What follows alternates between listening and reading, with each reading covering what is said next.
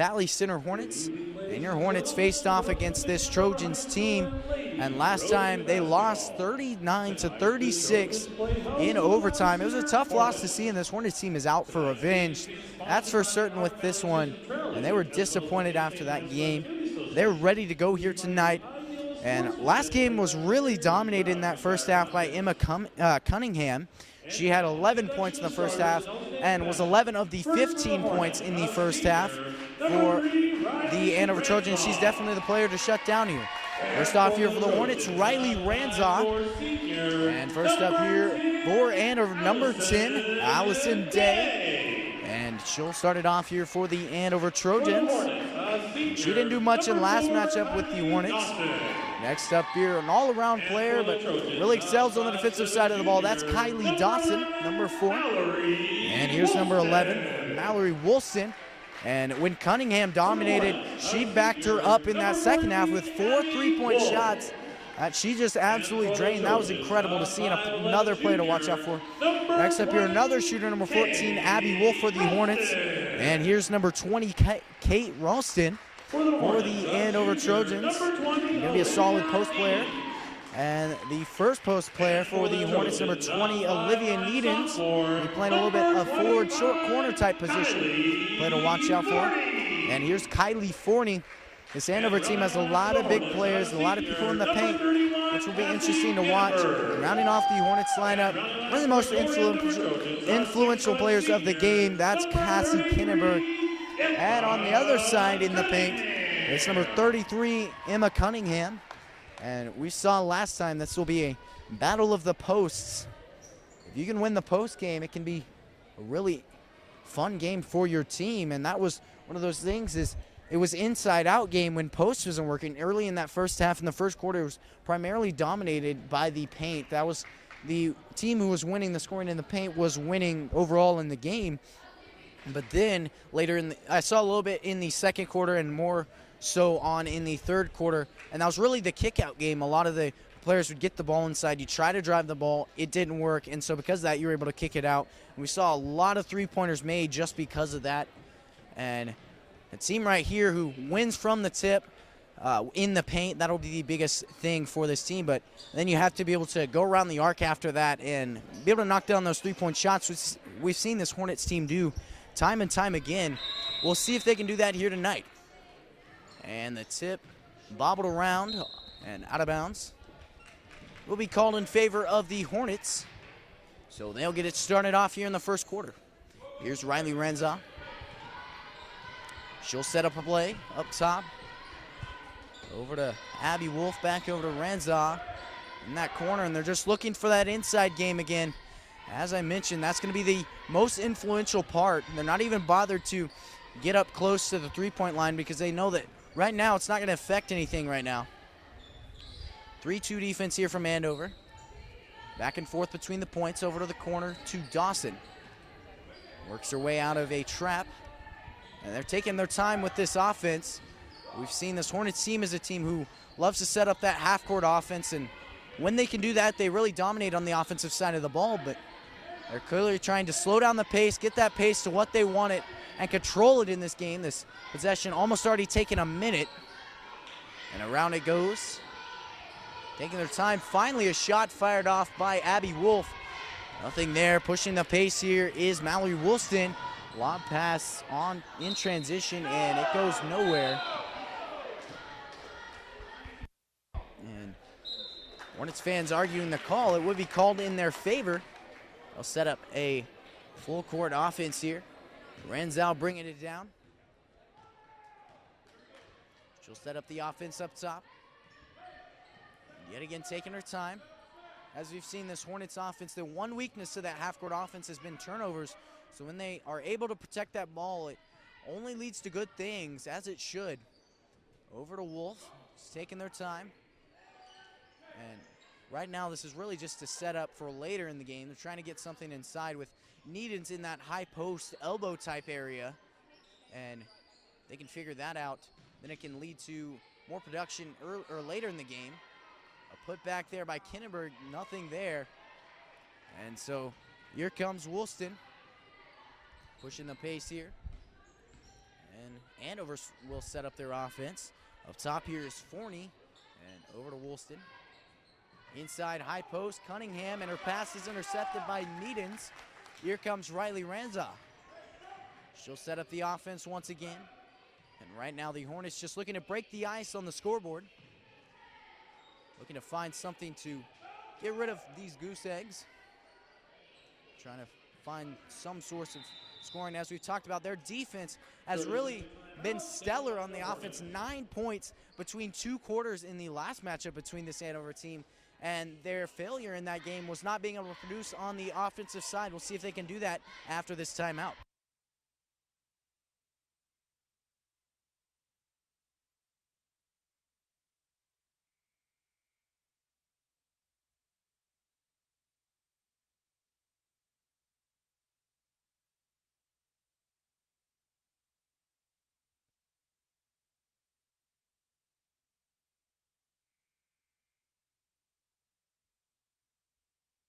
And we're back here.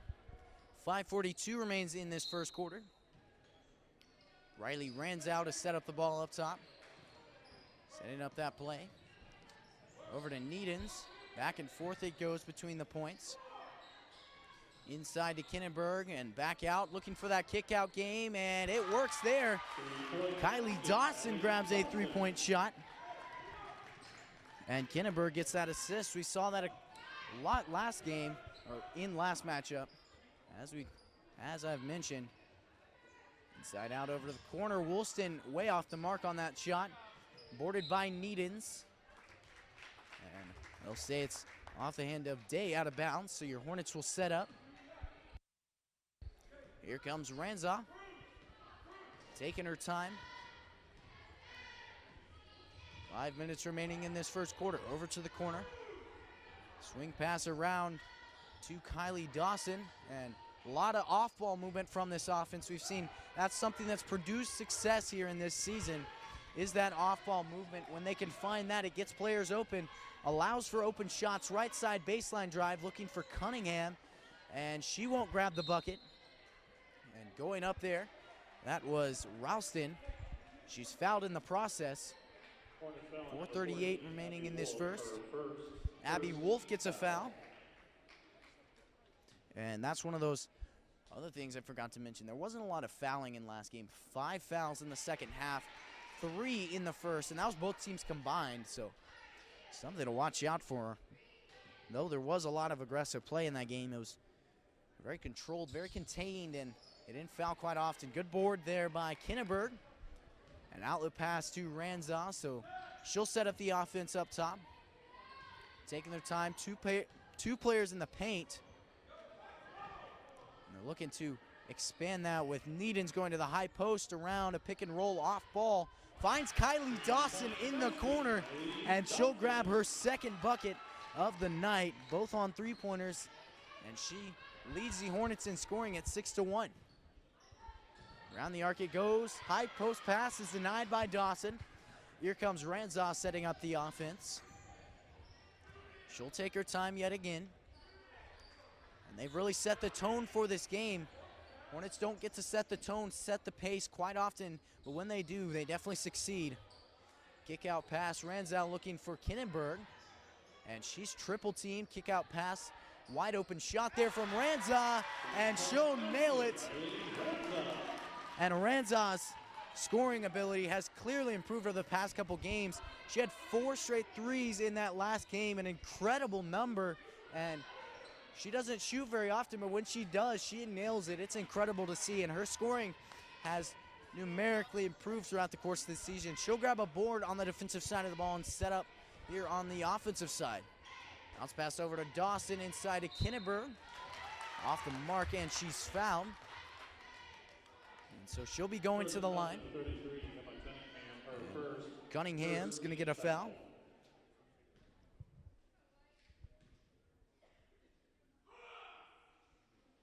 And shot is good there by Cassie Kinnenberg.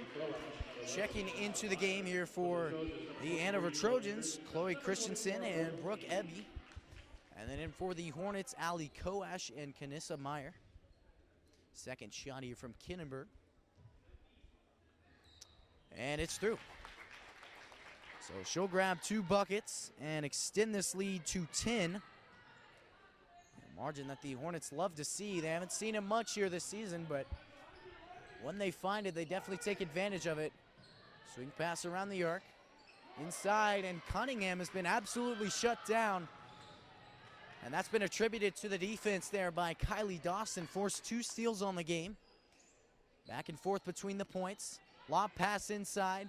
Double teamed, and Kinnenberg off the mark on the bucket. Loose ball recovered by Andover. Mallory Woolston. And this time it's recovered by Koash. It's called an over and back, a backcourt violation. But clearly an Andover player had possession.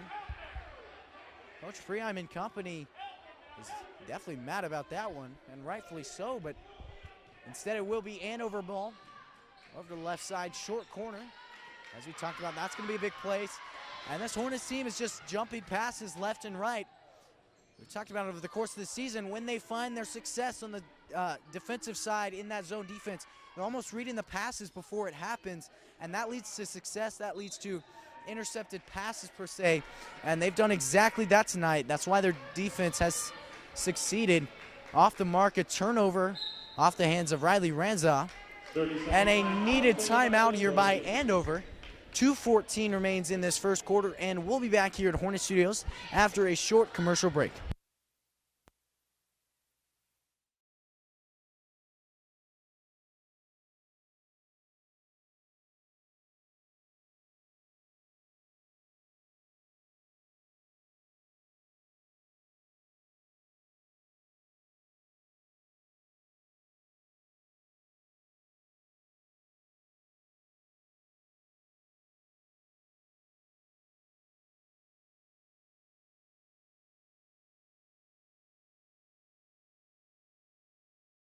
And we're back here at Hornet Studios, 2:14 in this first quarter.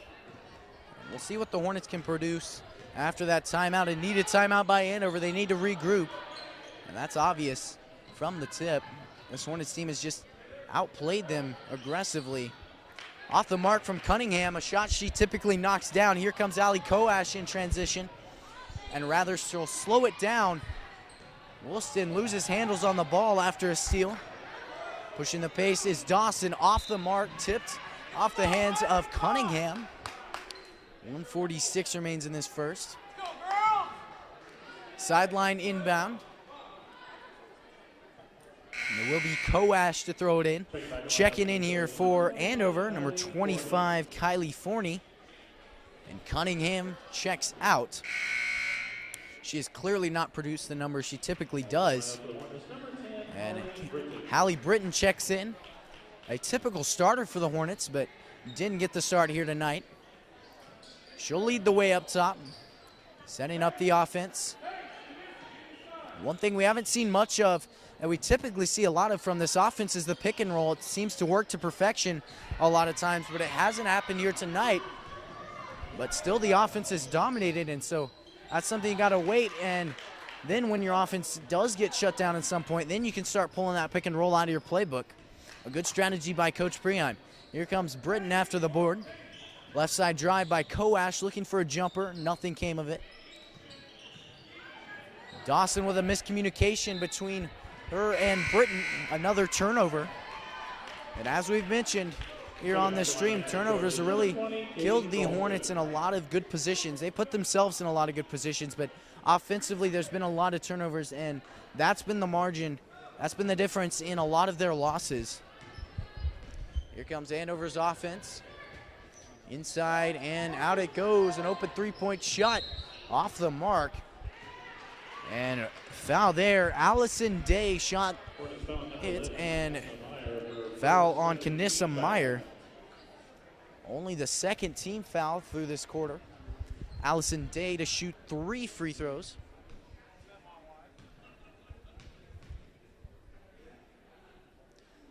Her first is up, and it finds the net. Set to check in is Emma Cunningham. And from the Hornets side, Riley Ranza. And it's good. Ranza and Needens check in for Kanissa Meyer. and Cassie Kinneberg. And then checking out for Andover, that's Brooke Ebby. Here's Allison Day, her third. And off the mark there, rinks around the rim.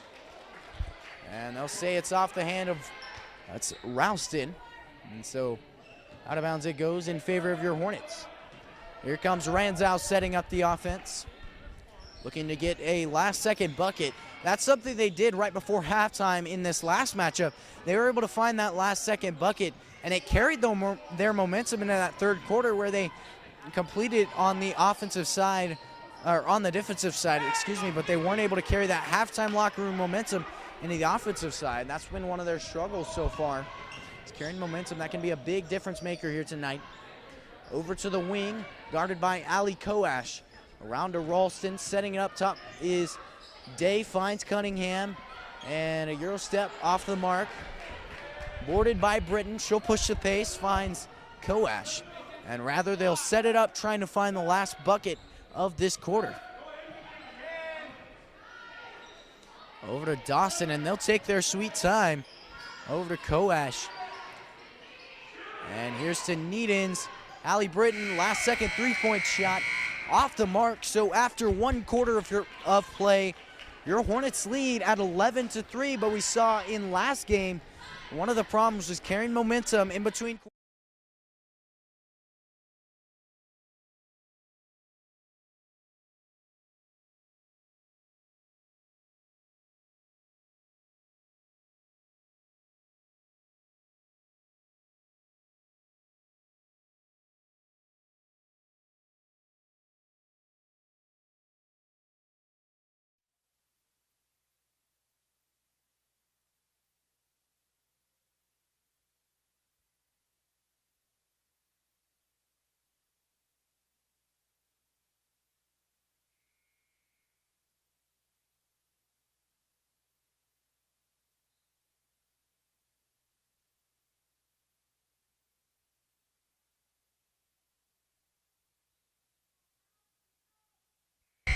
Eight minutes gone, 24 minutes to play.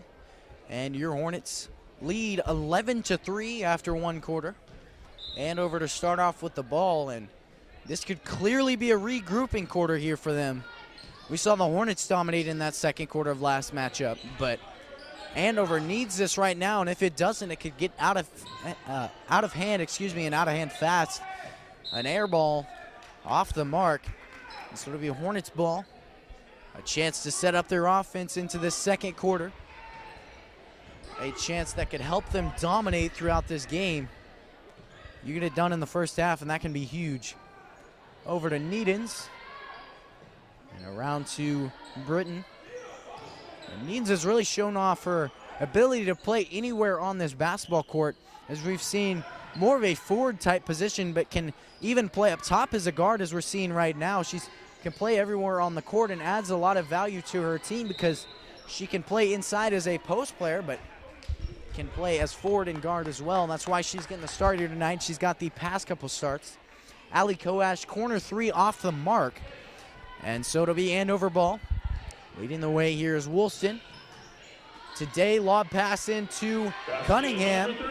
And that's where Cunningham made her money last game, is those lob passes. You're taught as a defender, never let your man. She hasn't really had to make many plays, but when she does, she definitely takes advantage of them just like that. Kinneberg getting in between her man and the bucket.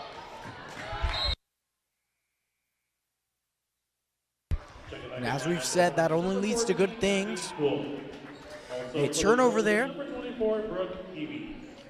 Brooke Eby and Abby Wolf check in. So now it will be Hornet ball. Here comes Renza. Leading the path for the offense. Back and forth between the points. Here's Koash scanning the floor. Nothing there. Over to the corner. This Hornets team, as I talked about from the tip, I thought it would be a battle in the paint, but it's clearly been the exact opposite of that. A lot of the points have been scored off with three-pointers, obviously, and the Hornets are setting up some really nice setup plays in order to find those three-point shots. He's had some incredible open shots on the game, just like that one off the mark from Koash. Boarded, and Andover pushes the pace now. We're going to get a bucket in transition. Trying to identify those Hornet weaknesses. Inside, Kylee Forney is going to grab a bucket. And an and one. Foul's called on Cassie Kinnenberg, and she's not happy about that one. Koash goes in for Dawson. And so it will be Forney to shoot an and one. This could cut the lead to 7. A margin that Andover is fine with dealing with. Instead, it's off the mark. Boarded by Needens, and possession arrow in favor of the Hornets. Also checking lineup for the Trojans, number 3, Sydney Anderson. And as I talked about from the tip, this has just been a really intense game here for the Hornets. They've played with incredible intensity on the defensive side of the ball and done everything they wanted to on the offensive side of the ball. But so far in the second quarter, Andover has matched that intensity, which is why they're producing the same numbers on the offensive side. But then when Andover is really going to be a threat is when they keep possession of the ball, as they've struggled to do with turnovers in the second quarter and as they've struggled to do in the game. And then they start making their shots. That's when they're going to see a run. And that's when your lead isn't safe as a Hornets team. That's what you have to be prepared for at all times. Here's Wolf, thought about the three. Over to the corner. Back and forth it goes. And off the mark from Wolf.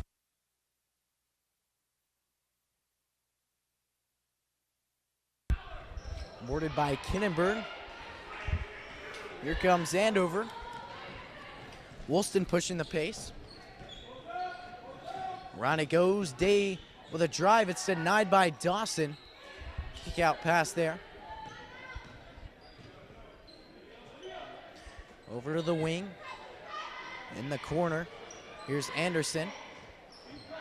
Up top here. Ralston. Kick out pass to Day.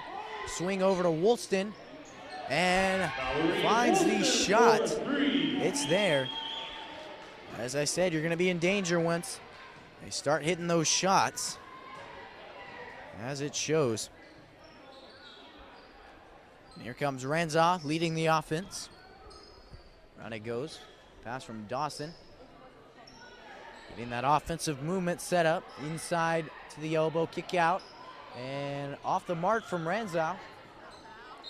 Boarded by Dawson, and a foul on the play. She'll go to the line. I believe shoot 2. Or rather, they'll get a baseline inbound. Foul's called on Sydney Anderson. Vanessa Meyer checks in for Cassie Kinnenberg. Baseline inbound from Ranza. Around it goes. Pass fake and a ball screen, or an off-ball screen from Needens. No shot from Ranza. A foul there. And well, this time it appears that Dawson will go to the line. No, yet again a baseline inbound.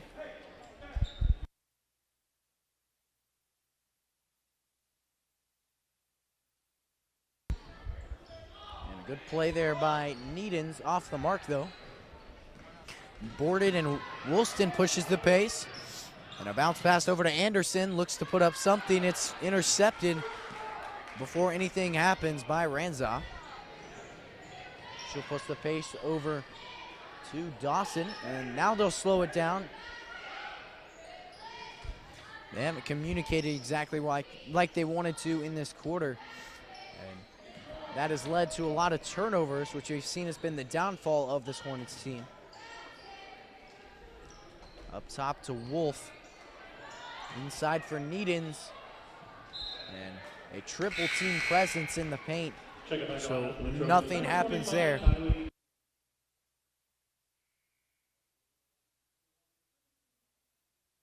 Cassie Kinnenberg checks back in for Kanissa Meyer. Baseline inbound here by Ranza. Bounce pass inside. Off the mark there.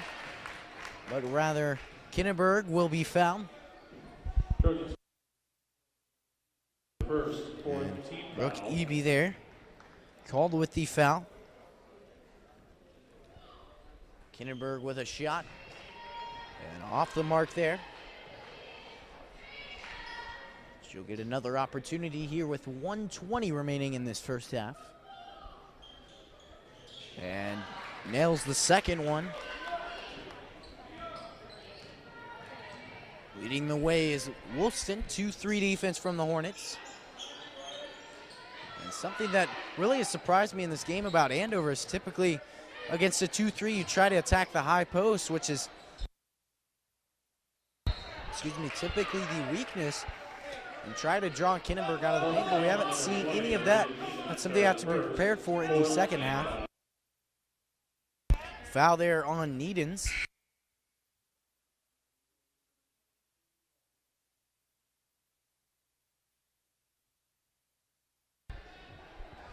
Baseline inbound here from Woolston. Quick spin move. And finds the inbound. Swatted away by Kylee Johnson. Inbounding here is Forney. And finds a cross-court pass to Woolston. Short corner, a jumper, and it's fouled. Kate Ralston grabs the bucket to go. And Woolston gets the assist. Even when she's not scoring, she's finding ways to get her teammates open. Elbow pass to Needens. Wolf sets it up. Inside, looking for Kinnenberg. Passes off the mark from Dawson. So it'll be Andover ball with 34 seconds remaining.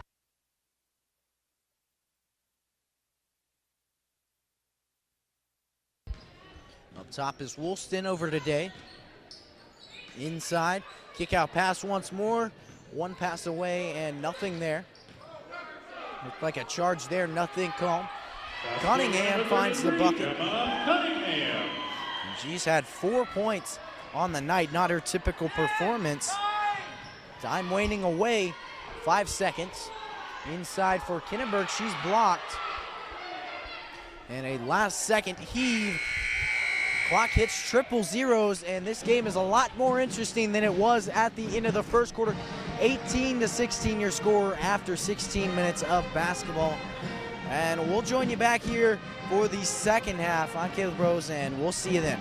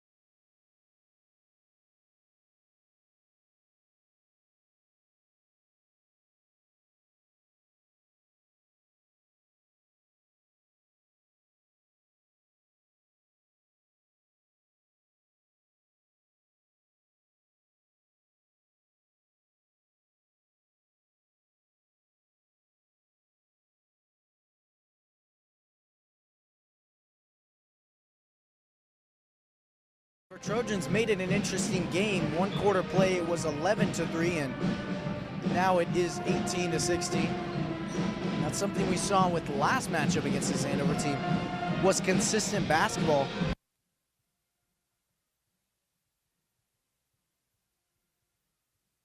And, excuse me, but the Hornets played a really good second quarter, allowing 3 points, but they only scored 3 points in that quarter as well, so it's one of those things you have to consider. Is consistent basketball. You struggled with it last time, and obviously they're struggling with it today, but right now you have to put a shutdown quarter together. As we've talked about, in all of their wins, they have those shutdown quarters per se, under 3 points in a quarter, and because of that, along with consistent offensive production, because of that, they're able to find victory, but they haven't had that yet tonight, and they're going to need it to find a victory here.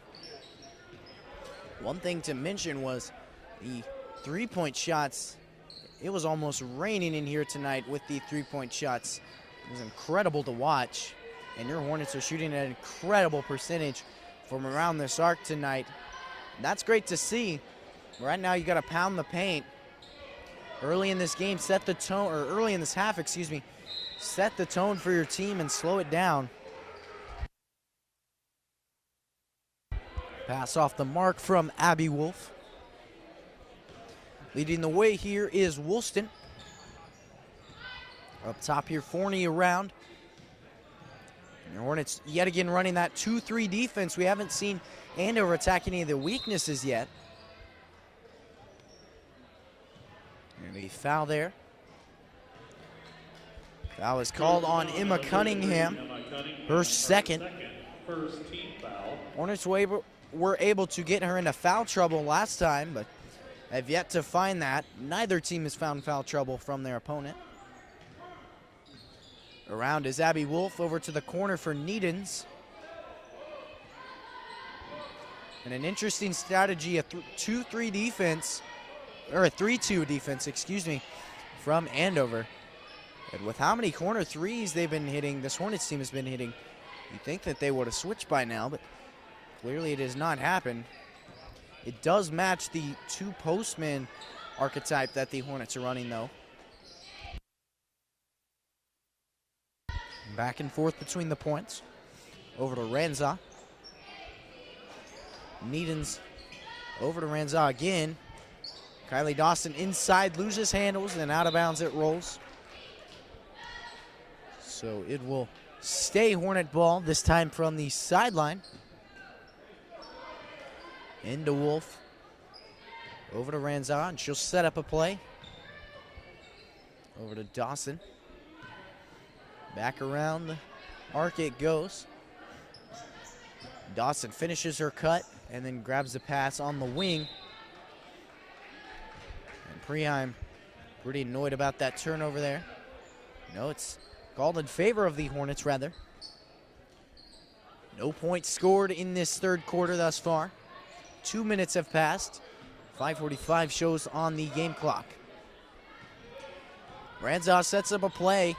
And right now you're not producing on the offensive side, but you're setting the tone at which you want to play at. You're setting the pace at which you want to play at. As we've talked about, this Hornets team needs to slow down the pace in order to score buckets on the offensive side. When they do that, they have success, and that's exactly what they're trying to do right now.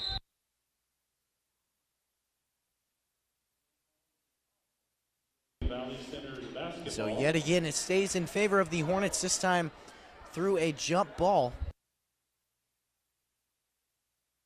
Ranza to inbound from the baseline. Inside to Needens. And she'll dive on it, but not enough to keep possession. Here comes Andover. Woolston baseline drive, across it goes. 40 over to Ralston. Woolston off the mark from the corner.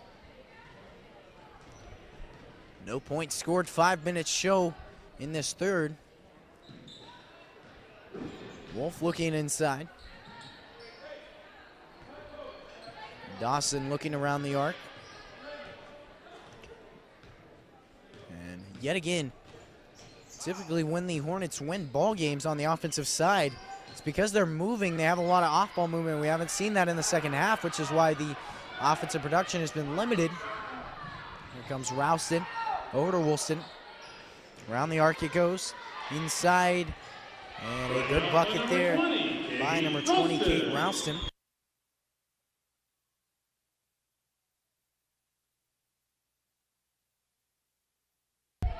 Renza up top.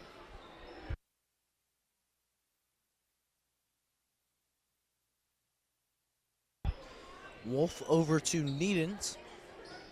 Wolf thought about the three. Around it goes. Hornets setting up their offense. And right now we haven't seen Kinneberg quite expand into that lower post near the boxes around in the paint. Right now she's mostly played on the elbows or the high post per se. Wolf driving right side, loses handles on the ball, kick out pass to Dawson. Rounder runs out and she'll set it up. And shot from Dawson, it's off the mark. Needens fighting for it, a foul on the play.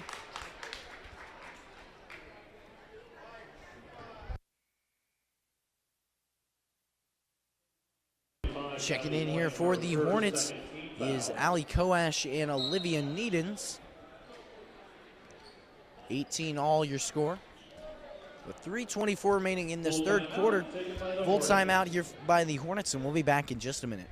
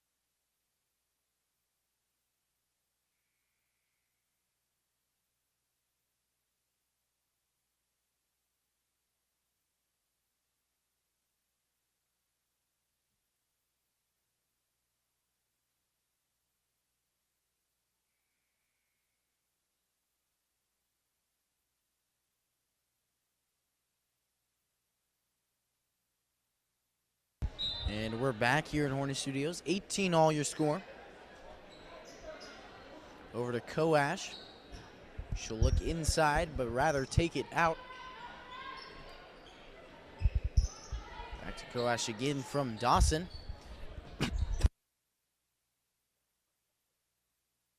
Excuse me.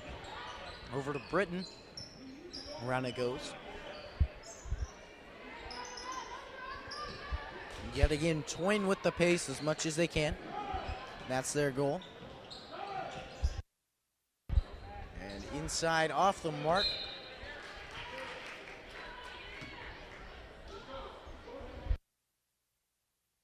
Out of bounds, it's called off the hand of a Trojan. Ranzow into Kinneberg, around the arc once more. Over to Koash. And back and forth. Dawson looking for a drive from the right wing, nothing there. Just a series of short drives and kickouts. Nothing is happening from them. Around it goes, runs out of Dawson in the corner. And really, this 2-3 defense has turned into a 3-2 defense with Kinneberg playing mainly in the high post.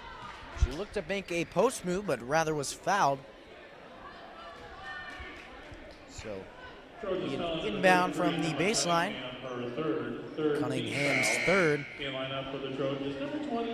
Really, if you can continue to produce on the offensive side and then shut down Cunningham, then you've got every reason to defeat this team. And there goes Allie Koash doing what she does best, drains a three-point shot.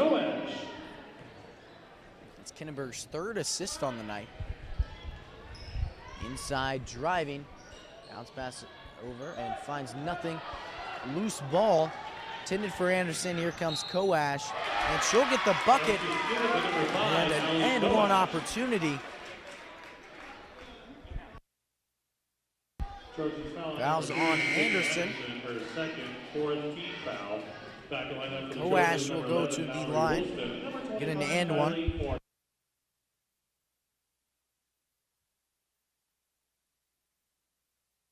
Here she goes with a 3-point play opportunity, at least. And she'll drain the shot. Here comes Woolston and Andover. Looking to push the pace a little bit more.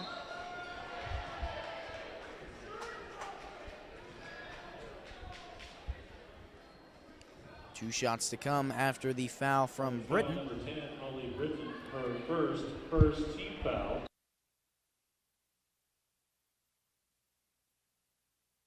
Woolston to shoot 2 here. She has 3 points and 2 assists on the night. Off the mark on the first.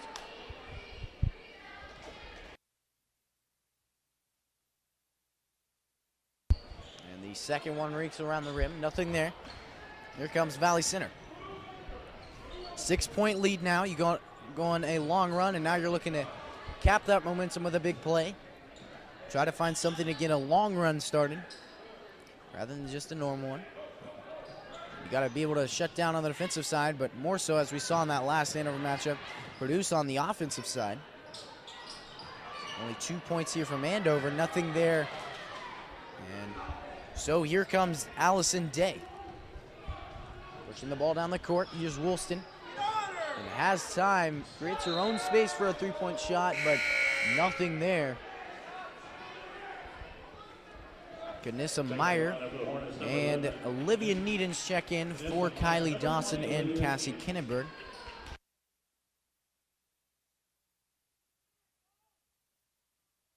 Here comes Ranza. Here's Britton looking to force it around the arc. Finds Koash instead. Still that 3-2 defense. And it's clearly been exploited in this game. Here's Ranza off the mark on the 3-point shot. She's 1 for 3 on the night. Here comes Allison Day. Finds Forney. She'll right side drive towards the baseline. Air ball goes in the hands of Ranza. And finds Koash in transition. Back it goes, and rather they'll set up an offense looking for the last bucket of the quarter.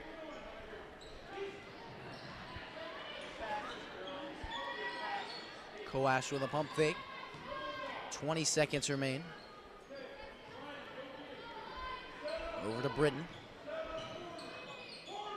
Dribbles handoff to, that's Riley Ranza. Nothing there. 6 seconds remain. Here's Britton over to Koash. Her shot is blocked. And looking to put up a last second one, but rather it's off the mark. 24-18 your score. 3 quarters of basketball done here, and we'll see what happens to this Hornets team in the final 8 minutes. We'll see you back here in the Hornets studios in just a minute.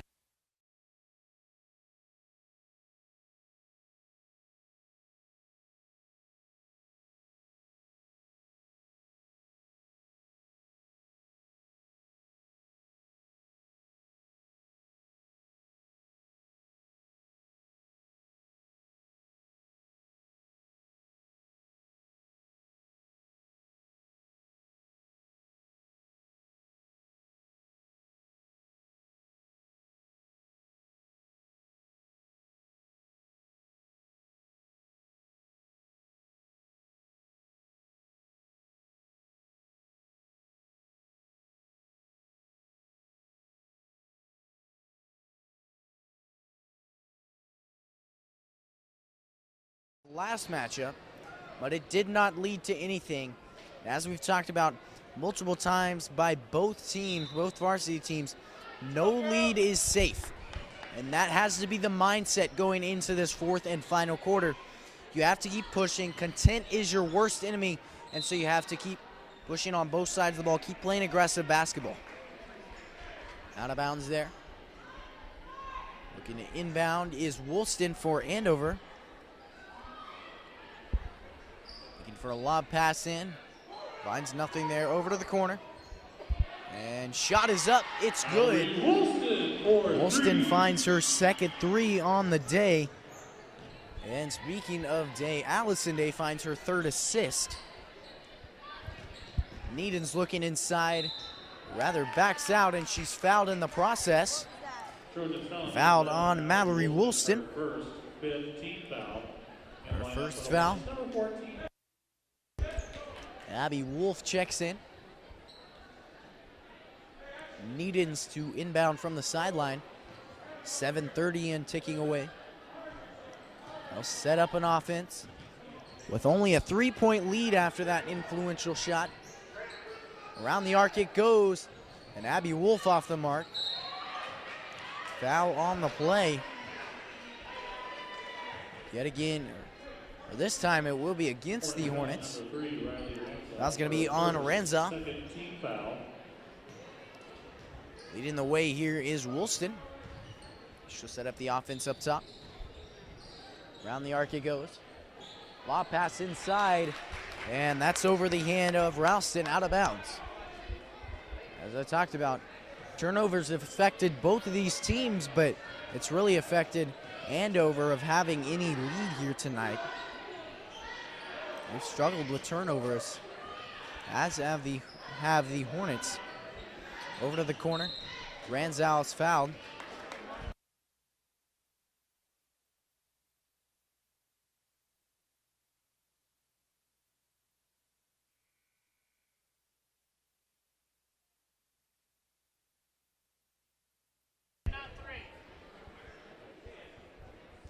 And Abby Wolf waiting patiently to inbound on the sideline. Or rather, the foul is on number 10, Allison Day. Her second. Renza will set up top. 6:45. Around the arc it goes. Wolf looking inside. Nothing there.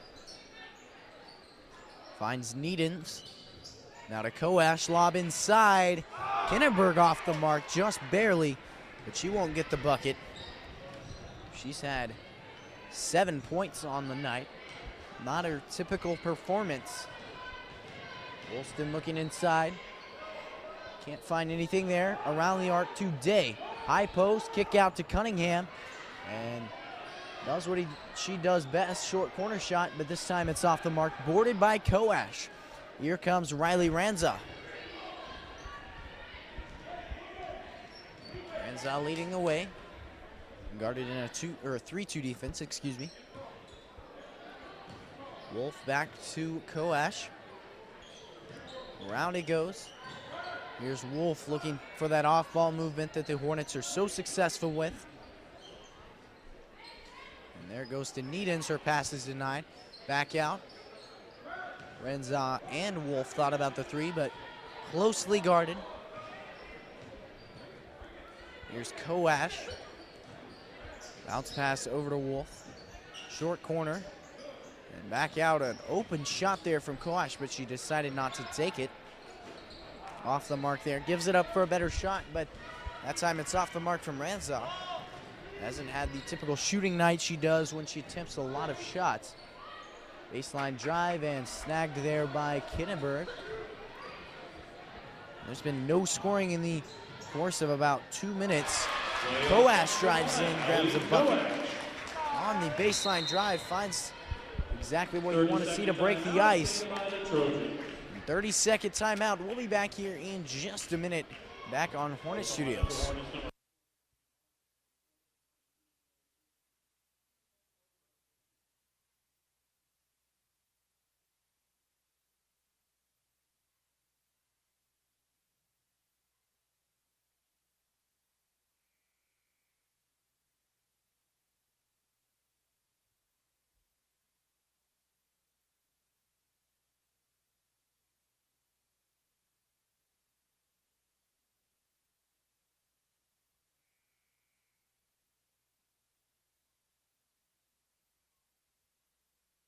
.56 remains here in this fourth quarter.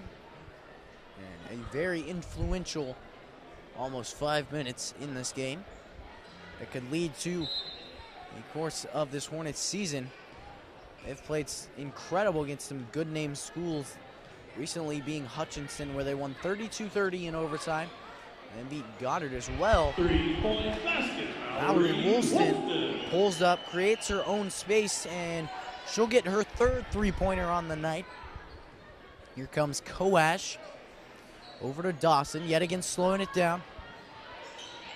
Kinneberg running that high post once again off the hands of Needens and out of bounds. As we've seen, downfall of this Hornets team has been turnovers, and it's killed them lately. 2 points is the margin, and they need to expand on that and expand on it quickly, or this is not going to be a lead for them much longer. 3-point shot just off the mark, and the Hornets catch a break there. Here comes Coash. They need a bucket on this possession. Get something started on the scoring side. You had something before the timeout. You haven't found anything since. You have to do something to start scoring up. Not quite the way to do it. A deflected pass, fortunately in favor of the Hornets. Number 3, Riley Ranzock checks in for Abby Wolf. Forney checks in for Day. 3:56 in this fourth. Kinneberg to inbound. But first we'll see Ralston check in. Ralston in for Brooke Ebby. Kinneberg to inbound. Over to Ranzock. Looking inside, nothing there. Coash over to Needens. Back out. And around it goes. Over to Coash once more. Lob pass inside for Kinneberg. Looking outside, looking for that kick-out game, but nothing came of it. Good job by Woolston to take away that kick-out option to the corner. She'll carry the ball down herself. Here's Cunningham. And an open shot there, nothing taken. Long shot off the mark from Woolston. An aggressive battle there from Cunningham and Kinneberg. Will be Valley Center's basketball. Valley Center in favor of that call. Checking in here is Allison Day. Here's Ranzock to bring the ball down, set up the offense. An offense that desperately needs to produce here if they want to keep that mindset of no lead is safe. You can do everything on the defensive side, but it doesn't matter if you can't produce on the offensive side. They haven't done much since. And a double dribble, I believe, is what it was called there. So here comes Woolston after the turnover. And their defensive play, fortunately, has kept them in this ball game. Need to find something, need to find some momentum that you can carry on to the offensive side. Around the arc it goes. Corner three off the mark. And fortunately for the Hornets, Ranzoff. Outlet pass finds Dawson. And she'll get past the defender. Here comes Ranzoff setting up. Around the arc it goes. And it seems like they're content on the offensive side. A thing that you don't want to see, a thing that led to the downfall of last game where they lost 39-36. Here's Ranzock. Corner pass over to, and it's intercepted. Dawson's pass intended for Coash. Forney goes the distance and ties up this ball game. Second time that this ball game has been tied up. 2:10 remains in this contest, and we'll see you back here at Hornet Studios after a full timeout.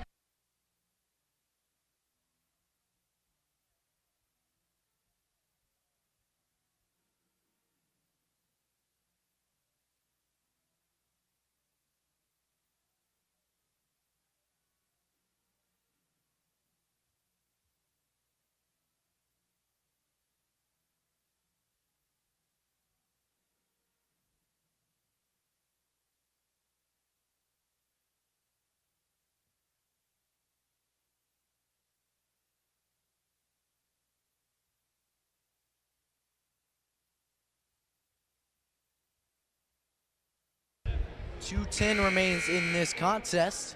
26 all your score. And the Andover Trojans, though they are not leading, they're surely leading in momentum.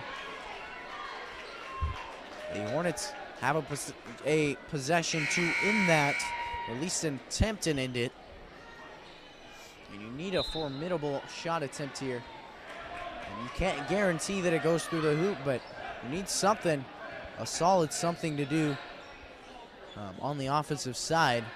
Back he goes to Britton. High post for Kinnenberg. And instead of trying to force something inside, she'll kick it out. Ranzau looking over. Nothing there. Finally, she finds Kinnenberg. Britton to Koash in the corner. And that corner really typically is the weakness of this 3-2 defense, but it is not excelled on the offensive side for the Hornets. Ranzau over to Koash, looking for the short-range jumper. Nothing there. Kinnenberg off the mark, and they had that formidable shot attempt, a high percentage shot, but they weren't able to make it, and unfortunately a bad roll there for the Hornets. Can't seem to catch a break, and that is extended there by Olivia Needham's foul, her second. It will be Andover ball. Woolston to inbound. Lob pass up top. Over to the corner. Back and forth it goes. Day over to Forney. Back over to Woolston. 1:05 remains. Short corner jumper, and just off the mark, your Hornets catch a break. And just when I say that, Emma Cunningham grabs an offensive board, and she'll give the lead for the first time in this game to the Andover Trojans. It seemed as though last game, about 1:45 was when the lead started to slip away for the Hornets, and right now it seems to be about a minute remaining. And a nice steal there by Ralston. A timeout, looking to plan another possession to seal this game. If you're Andover, the Hornets looking to do anything to stop them on the defensive side. Full timeout, and we'll see you back here in just a minute.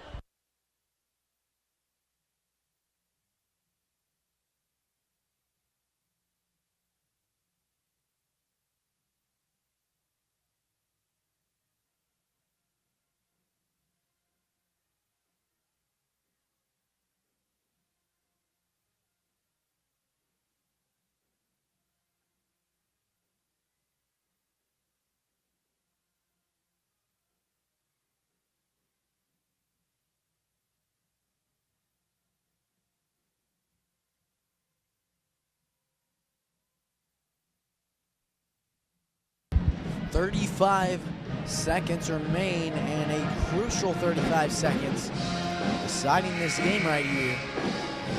Full timeout here for the Trojans, and you know a lot of times after timeout plays are really creative, and so you have to be expecting something creative.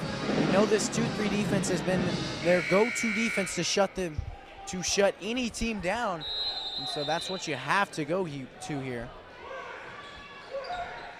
No, rather they'll go aggressive press, and a foul called on Kylee Johnson, her first. Fourth team foul. And so it will continue to be Andover ball. 30 seconds remain. Woolston pulls a slick move, gets around a defender, and she's fouled in the process of passing it. And she does not look okay. She was Hornets foul on number 4, Kylee Dawson. Knocked up there. Fifth team foul. Woolston struggling, and Dawson gets a second foul with 26 seconds remaining. A timeout and a 30-second timeout by Coach Breheim. We'll see you back here in just a minute.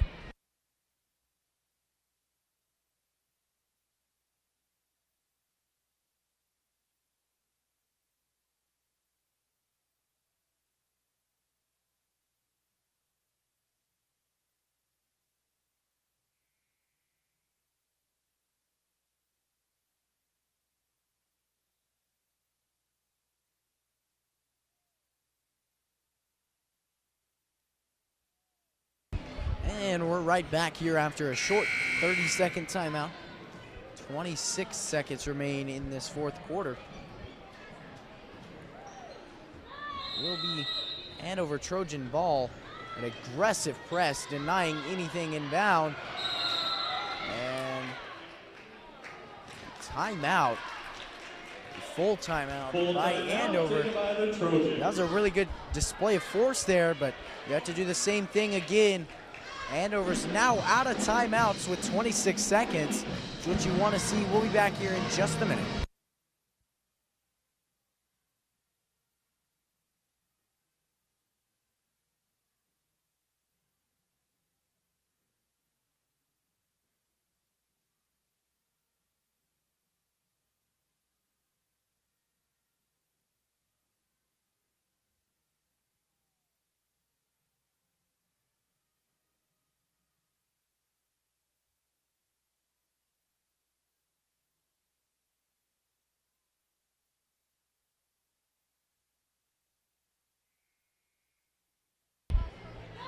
Yet again, they will be denying this inbound here. And a good job there, but pass still gets in. Ranza is forced to foul. 25 seconds remain. Hornets foul on number 3, Riley Ranza. I don't think you really have to resort to fouling so quickly, but they do nonetheless. Cunningham inbounds, looking to extend a lead. Ali Koash this time is the one to foul. Hornets foul on number 5, Ali Koash, her first 17th foul. So We line up with Hornets free number throws 31, Cassie now to come Ginsberg. from Woolston. Cassie Kinnenberg to check in for Kanissa Meyer. Also And line then up with Abby number Wolf 14, in Abby for Wolf. Olivia Needens. Gonna get a solid three-point shooter in there. In Abby Wolf to hopefully try and seal this game. Free throw is found there by Woolston. What a night she's had. Now 10 points on the night, 2 assists. Pair well with that. And it's drained, the second one. Here comes Ranza pushing the pace. And now you get it to half court. You have to call a timeout if you're Coach Preheim. Taken by Valley A Center. full timeout. Now the question is, what do you do here? You have to get it in quick and try to set up play. You got 20 seconds left, but you do have a 2-possession deficit. You got to get an easy bucket for 2, and then continue to foul, and you got to pick specific shooters that you don't want to foul. Clearly seeing as though she made the last 2, Mallory Woolston is not the player to foul, as she's had a career night so far. I've seen Emma Cunningham shut down. She might be a little cold shooting-wise, so might be a player to foul, but you have to get in, get an easy 2-point bucket, a sure-handed 2-point bucket, cut the deficit to 2, and then play incredible defense. Foul almost immediately, giving you the most amount of time to do something with it. 20 seconds here, a vital 20 seconds to this Hornets season, because they've beat some big-name teams, but they need to beat a league opponent who was very close in talent level to them. And considering they beat the likeness of Goddard and Hutchinson, this typically shouldn't be a game, but the Hornets haven't played how they've wanted to. Exactly what you want to see. Cassie Kinnenberg will go to the line as she's fouled on a shooting foul. Cunningham gets her 4th. And with a 4-point deficit, I doubt overtime is likely, but that is very ideal as Cunningham has 4 if overtime is forced. Off the mark from Kinnenberg. And free throws are the ideal shot. No time wasted in a free attempt at a shot. Here's the second one, and yet again off the mark. Cunningham boards it, and she's fouled by Abby Wolf. 11.4 seconds remain. Now in the bonus, fortunately just the single bonus right now. So the first shot is missed, then you can get a quick opportunity for a board. Olivia Needens checks in. Here's Cunningham. As I said, she hasn't taken a lot of shots. Might be a little cold from the line. And she is not. A talented player like her, it's not tough to hit a free throw shot, and she shows it. Makes her first. On to her second of the 1-and-1. And she'll drain that one once again. Time ticking away, as is hope. Got to take a quick 3-point shot, and they're wasting time right here.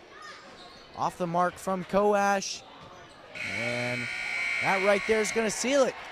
32-26 your final score. The Hornets produced 2 points in that fourth quarter. That's where they really struggled in both this game and last game in their last matchup versus Andover. A tough loss to see, but you had your work cut out for it. You played a good game throughout the first 3 quarters, a solid game, especially in that first quarter, but right now it's really just a mindset thing. Going into that fourth quarter, you have to continue to play consistent basketball, and they know what they need to do. We'll see them back in action this Friday at Andover Central. We'll see if they're able to fix that in that game. That's going to be all for the women's game. Join us back here in about 20 minutes for the men's game as your Hornets take on the number 2 team in the state, Andover Trojans. I'm Caleb Rose, and I'll see you then.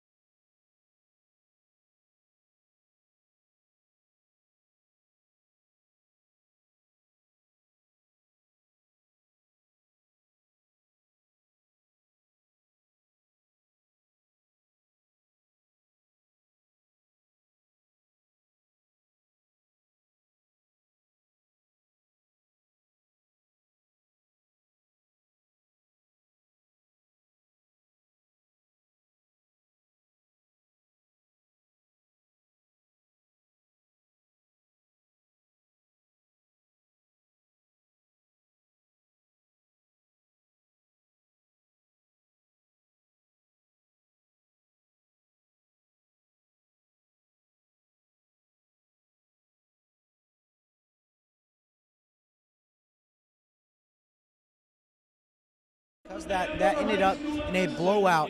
And right now, you have an opportunity to go into their own home stadium, dominate them, and if you play solid basketball, you have a good shot at doing that. But if you don't, then this is going to be a tough game to watch here for the Hornets. We will do the national anthem first.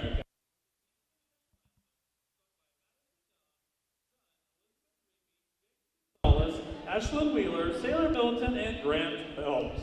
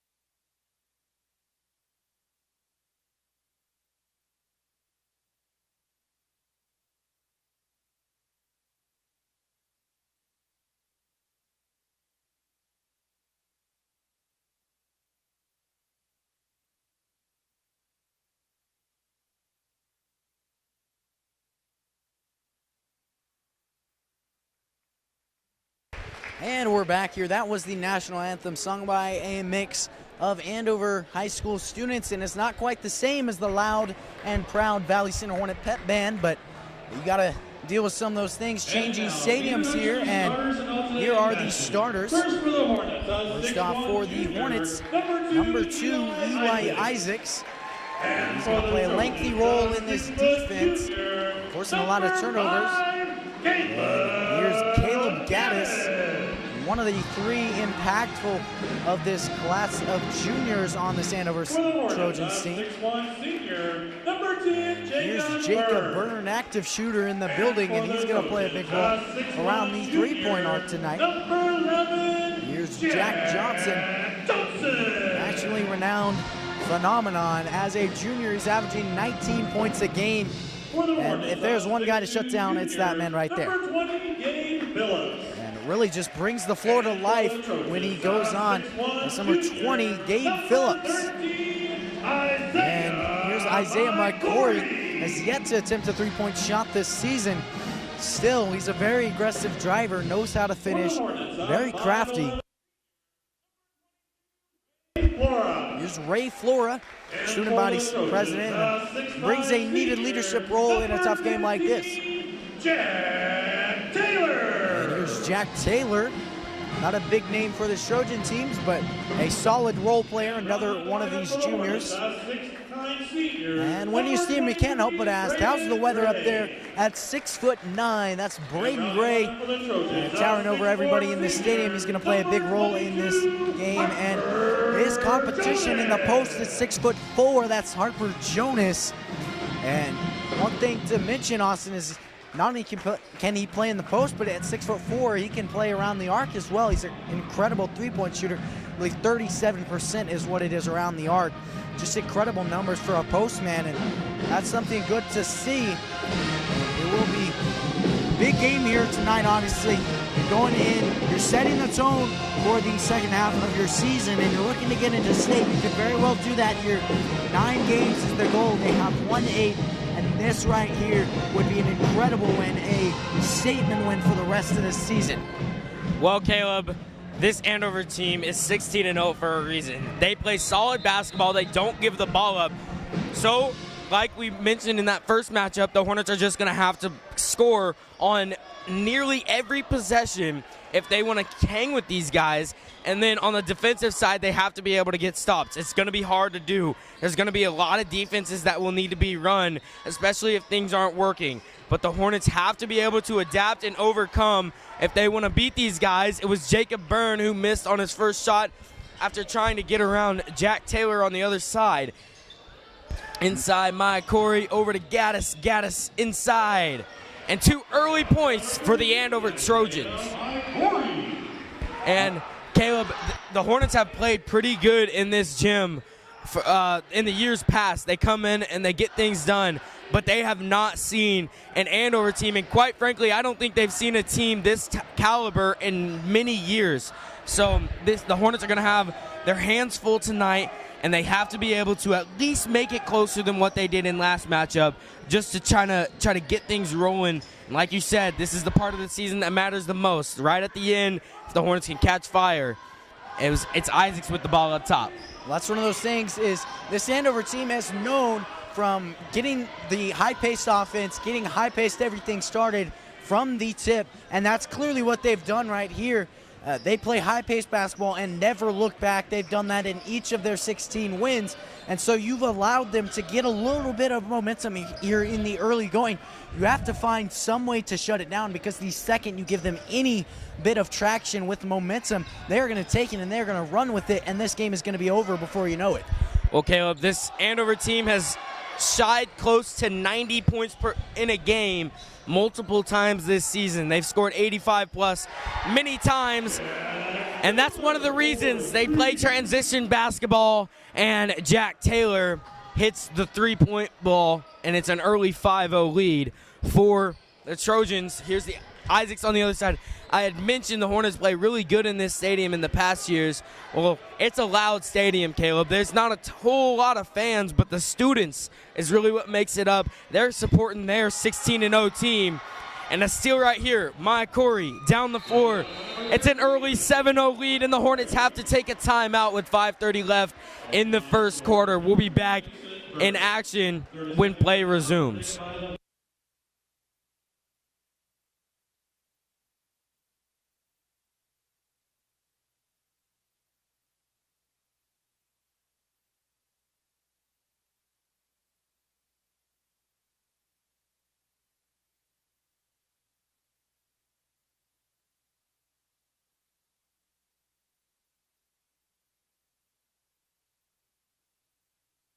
.538 remains in this first quarter, and we do apologize about our scoreboard camera. We've been having some trouble with it, but we plan to get that fixed pretty soon. And it'll be Hornet ball. That's one of those things we talked about. Pace from the tip, and that's what Andover has clearly won. That was a desperation timeout right there, and a very, very needed one. You have to get something. It is a necessity to get something started on this drive, and right now they need to find something.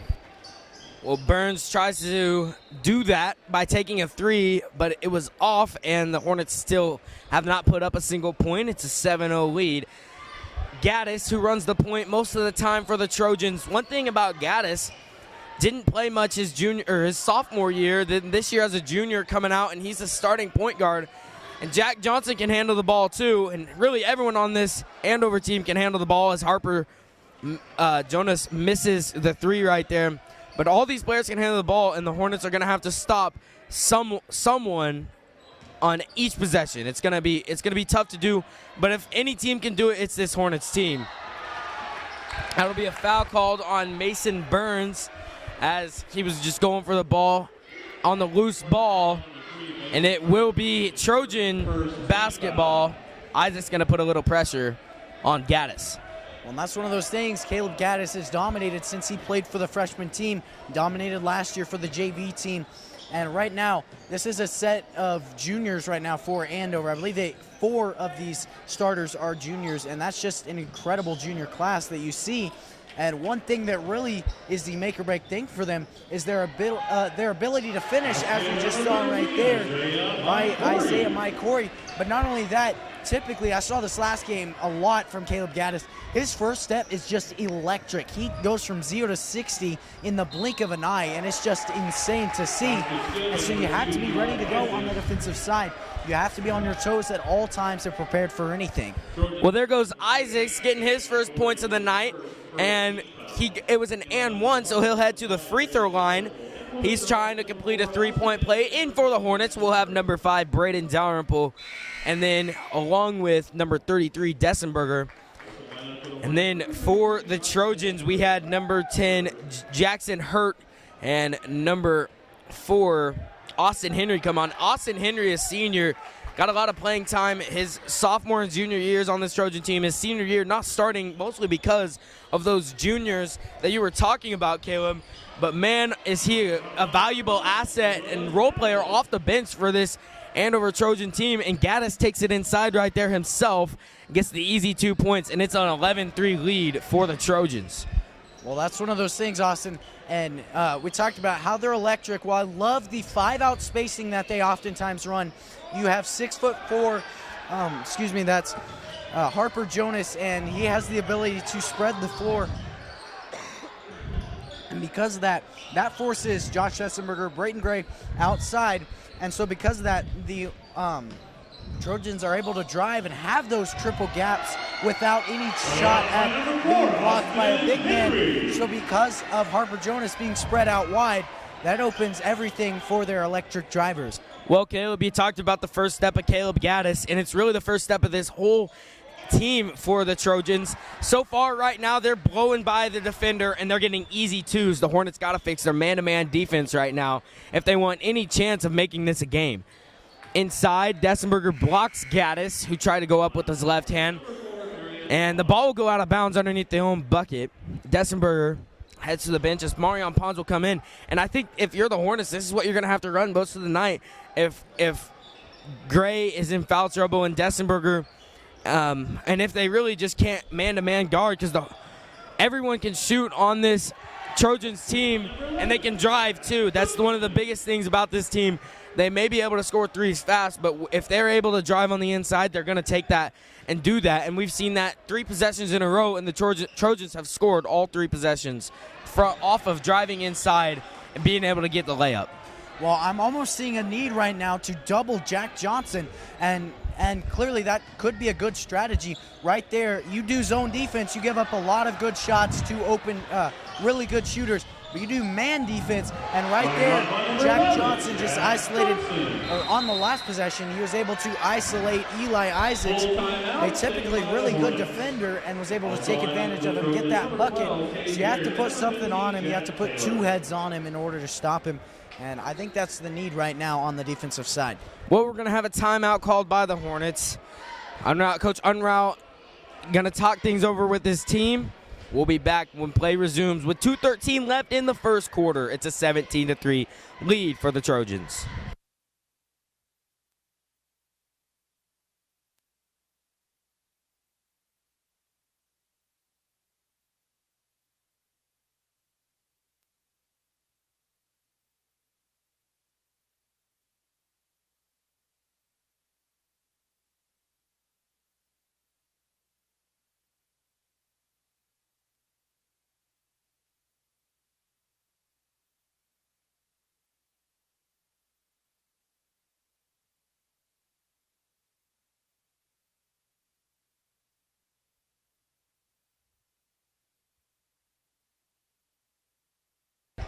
It will be Hornet ball after that timeout. Coach Unruh and the Hornets have to figure something out.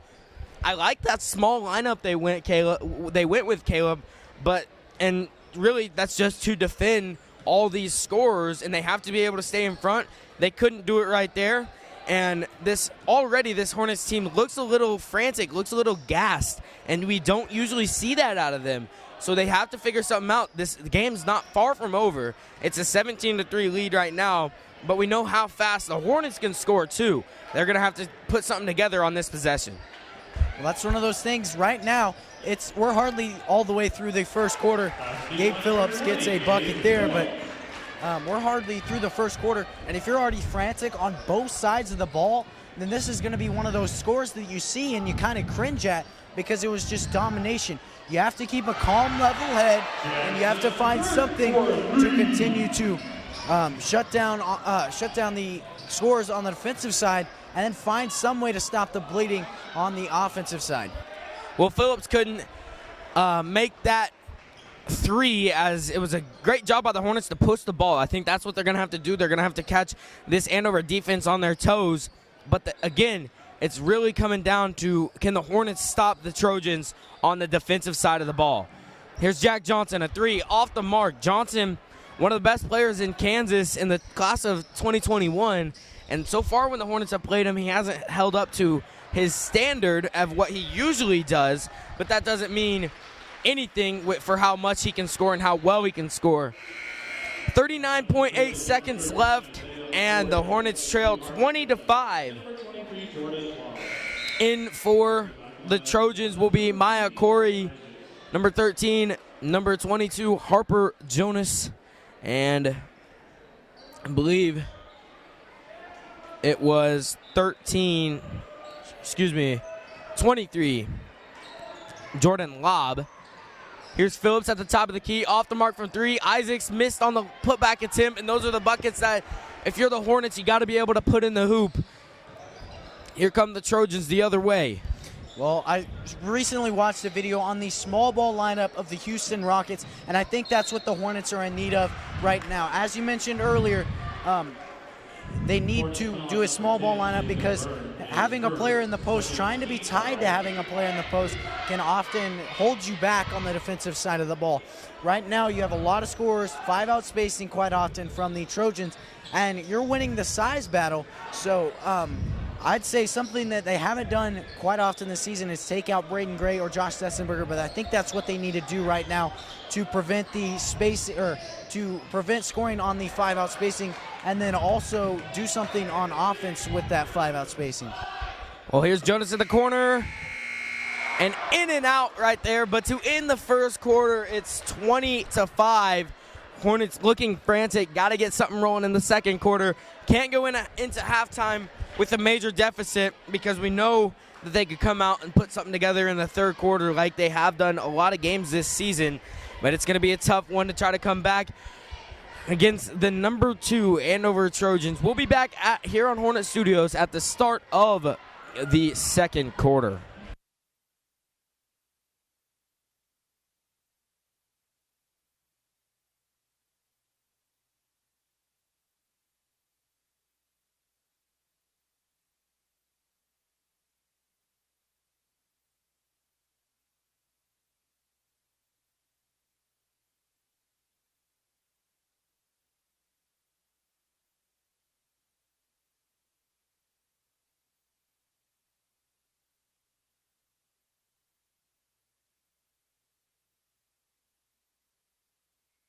And we're back here, 8 minutes of basketball through, and 24 minutes to go, a long time, but something needs to change. Something with momentum needs to change, and needs to start right now, because if not, it's going to get out of hand, and out of hand quickly. Well, Caleb, in that first matchup against the Hornets, the Trojans, and you said it, the Hornets were playing lazy basketball, but I'm not even sure that it was on the Hornets that were playing lazy basketball. The Trojans just play outstanding when it comes to their effort and their physicality, and the Hornets weren't able to match that in the last game they played and in the first quarter of tonight's game. Phillips travels right there as the ball was getting tipped around, and he ended up with it, but he couldn't put it up on the shot.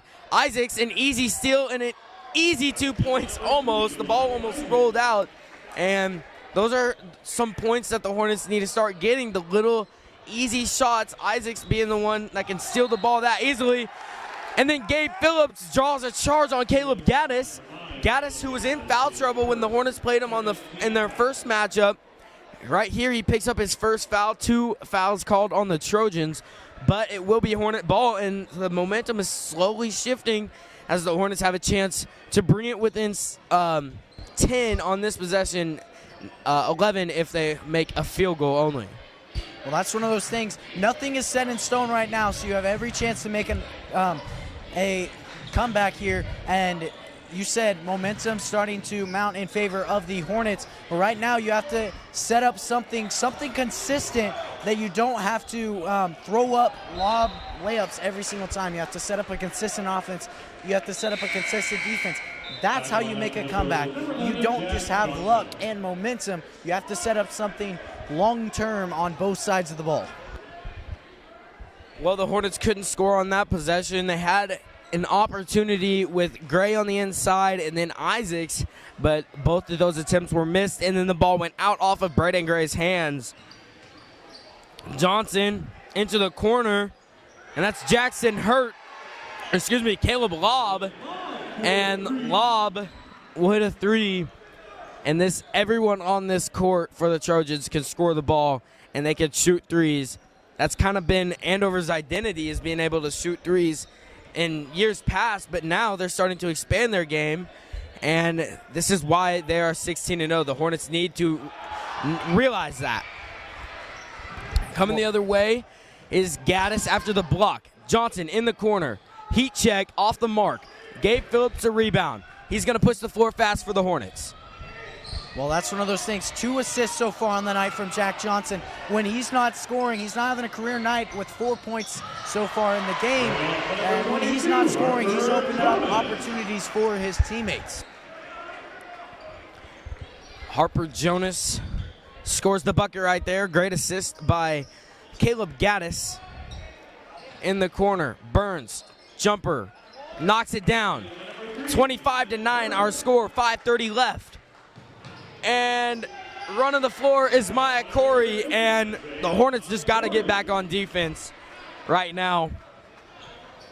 They're getting shown up on the defensive end by this Trojans team. We're going to have a foul called on Lob. That's his first third-team foul. Coming in for Valley Center is going to be Braden Dalrymple and Josh Dessenberger. Heads to the bench is Phillips and Gray. In for the Trojans right there was Jack Taylor. Isaacs finds Dalrymple. He'll bring it out. Byrne, a quick three, off the mark. Isaacs on the inside, tried to get the rebound, and it was off the hands of number 22, Harper Jonas. Isaacs inside Dalrymple. Jonas looks like he got a piece of it. Gaddis the other way. And the Trojans will slow it down for the moment. Hornets got to keep playing good defense. Gaddis drives inside. Another charge drawn. This time it was Mason Burns who threw the charge on Caleb Gaddis driving into the lane. And it's 27-9. Hornets have the ball back. They're trying to get into double digits. You don't see that too often out of this Hornet squad, not being in double digits, especially when it's the second quarter. They usually start off games pretty well. And Caleb, in that first matchup against the Trojans, the Hornets had a pretty good first half. They were only down by 1, and it was just because the Trojans had a surge at the end of the half to come and score a couple points. They took that lead, and then the second half is where they turned it on against the Hornets. Tonight, it's been kind of all Trojans until as of this second quarter, but first quarter it was all Trojans, and the Hornets got to put something together, a surge like the Trojans did in the last matchup. Harper Jonas tries to dunk it right there on the baseline drive. It was off the mark. It was a jump ball, and it will be Valley Center ball with 4:24 left in the first quarter. Maya Corey putting some pressure on Isaacs. Well, as I said, 2 momentum shifting, now 3 momentum shifting plays in a row. You get a charge from Mason Burns. You go down, hit a jumper from Eli Isaacs. And then you get a defensive stop. And that right there does it right there. Kick out there from Gabe Phillips and finds Braden Dalrymple. But that's one of those things. You have to set up something consistent. I'll say it and I'll say it again. You're not going to make a comeback unless you set up something consistent. That's what the Hornets are in need of right now. Well, it was a 3 by Dalrymple that made it a 13-point ball game. And for what feels like complete domination by this Trojan team, the Hornets only down 13, and that's really not a big deficit when it comes to the Hornets team. But if you also want to look at it, 13 points in the first half against this Trojan team is not going to cut it. Now 14 as Harper Jonas made his first free throw. Here's his second, and he makes it a 15-point lead, under 4 to play in the second quarter. But here are the Hornets on offense once again. Byrne with it. And that's one of those things. It's not a big lead. It's 15 points, and that's something the Hornets are capable of doing. The scary thought is shutting down the momentum they're in possession of right now. Everything is going their way, and yet again it surges in their favor. Harper Jonas knocking down a 3, but that's the thing is it's this momentum right now is almost like a train. Anything you do to stop it, it's just going to run you over, and that's what we've seen so far from the Hornets' attempts to shut down this momentum. That's the scariest thought about this lead. And 5 straight points by the Trojans. And they don't spend much time on offense because they're so quick to score. 34-14, just like that, a 20-point lead. And your Hornets call a timeout as they are in desperation mode here in the second quarter, 3:11 left.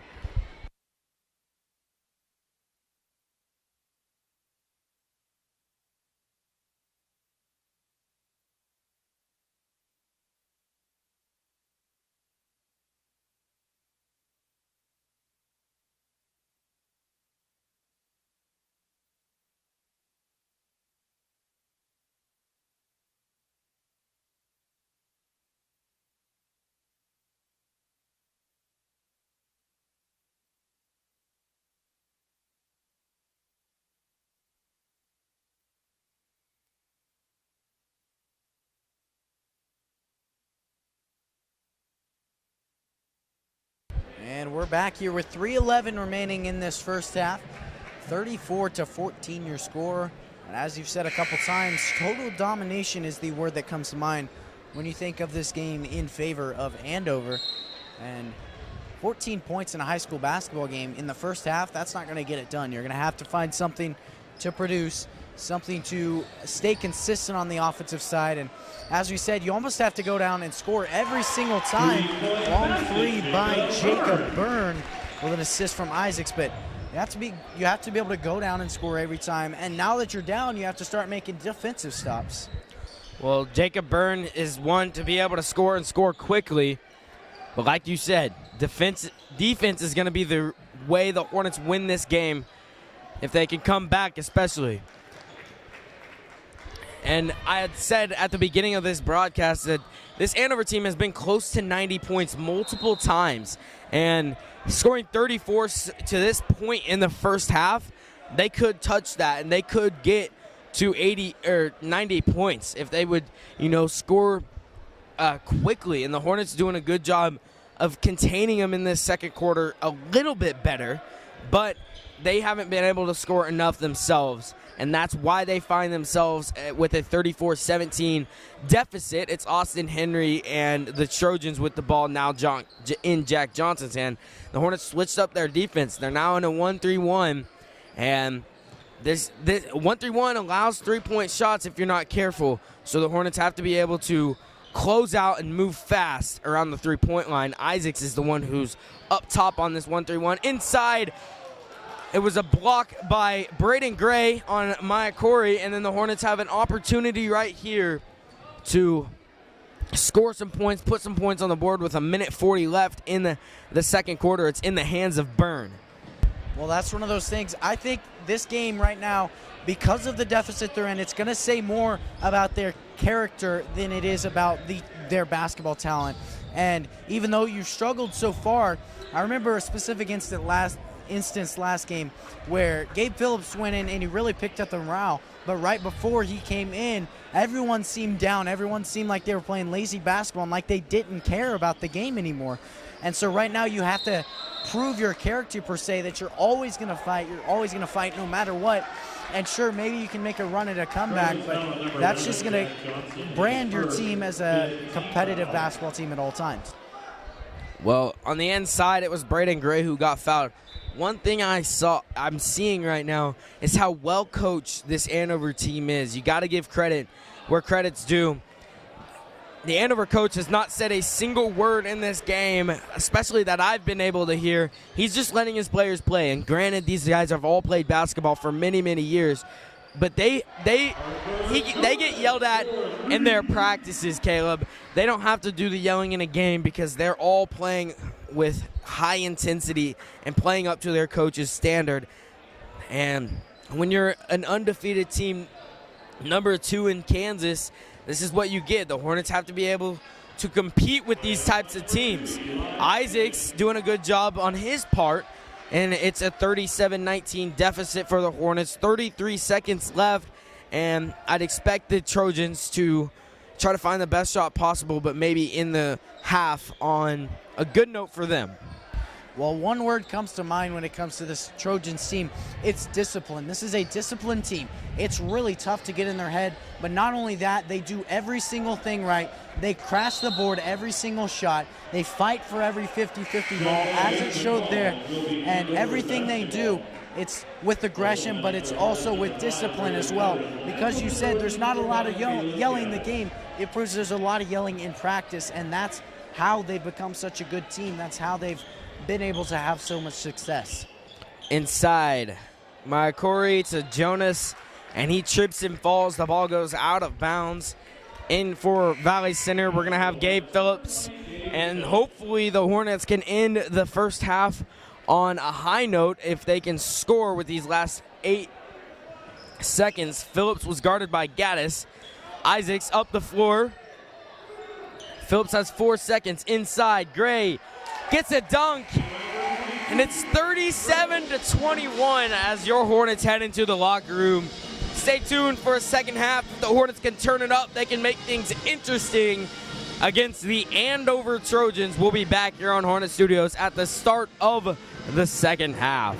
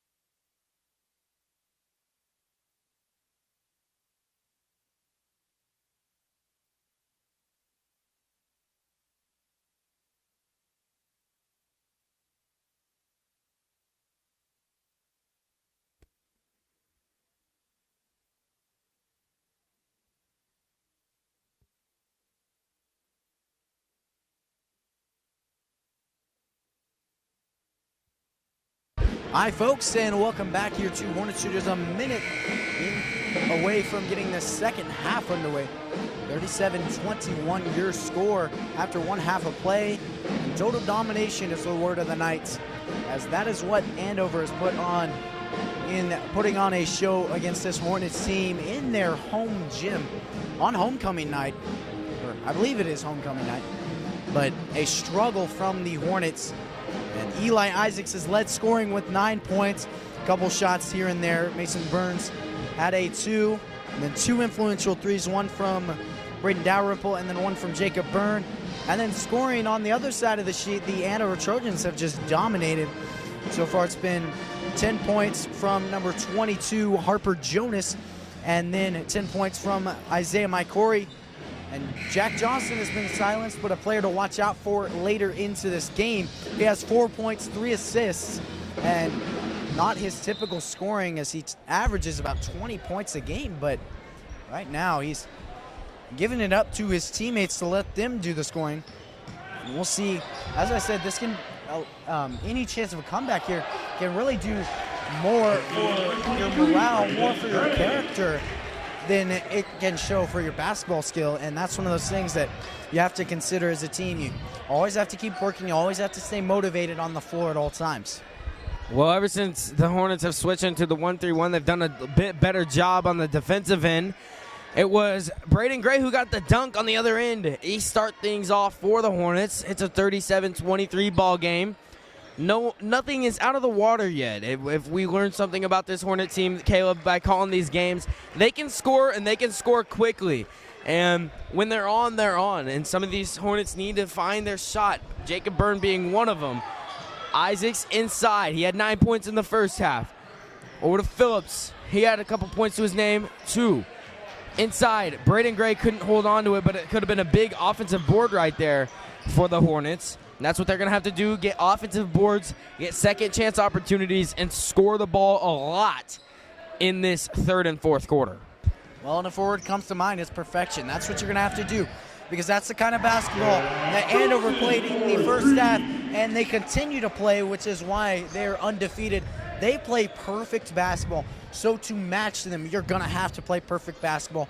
No mistakes, not even mental mistakes. You have to completely eliminate mental mistakes, and physical mistakes will happen, but you have to be able to recover from them and stay mentally positive at all times. That's how you're going to make a comeback here.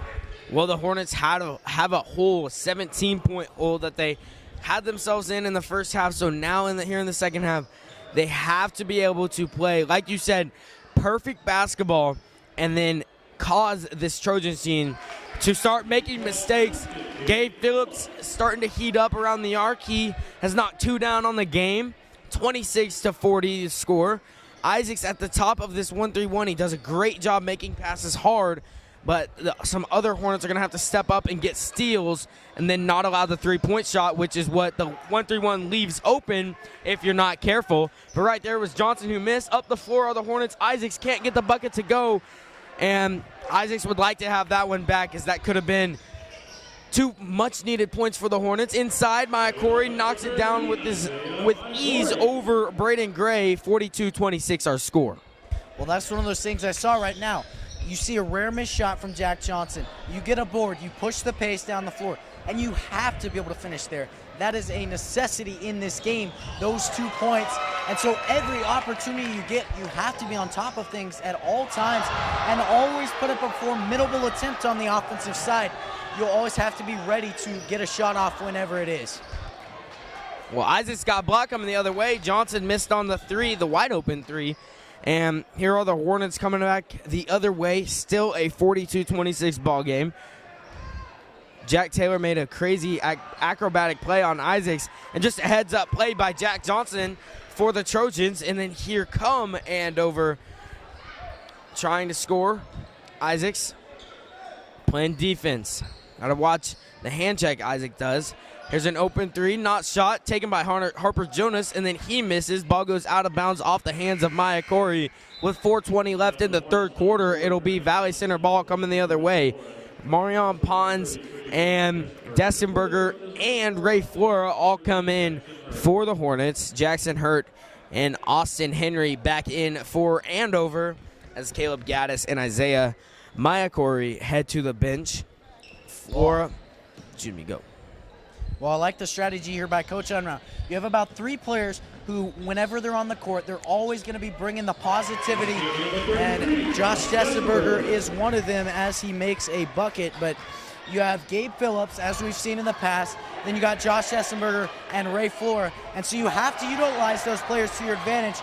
And a lot of the other players are on the floor are going to need that positivity whenever it comes. So you have to have a fresh substitution of positive energy and positive players.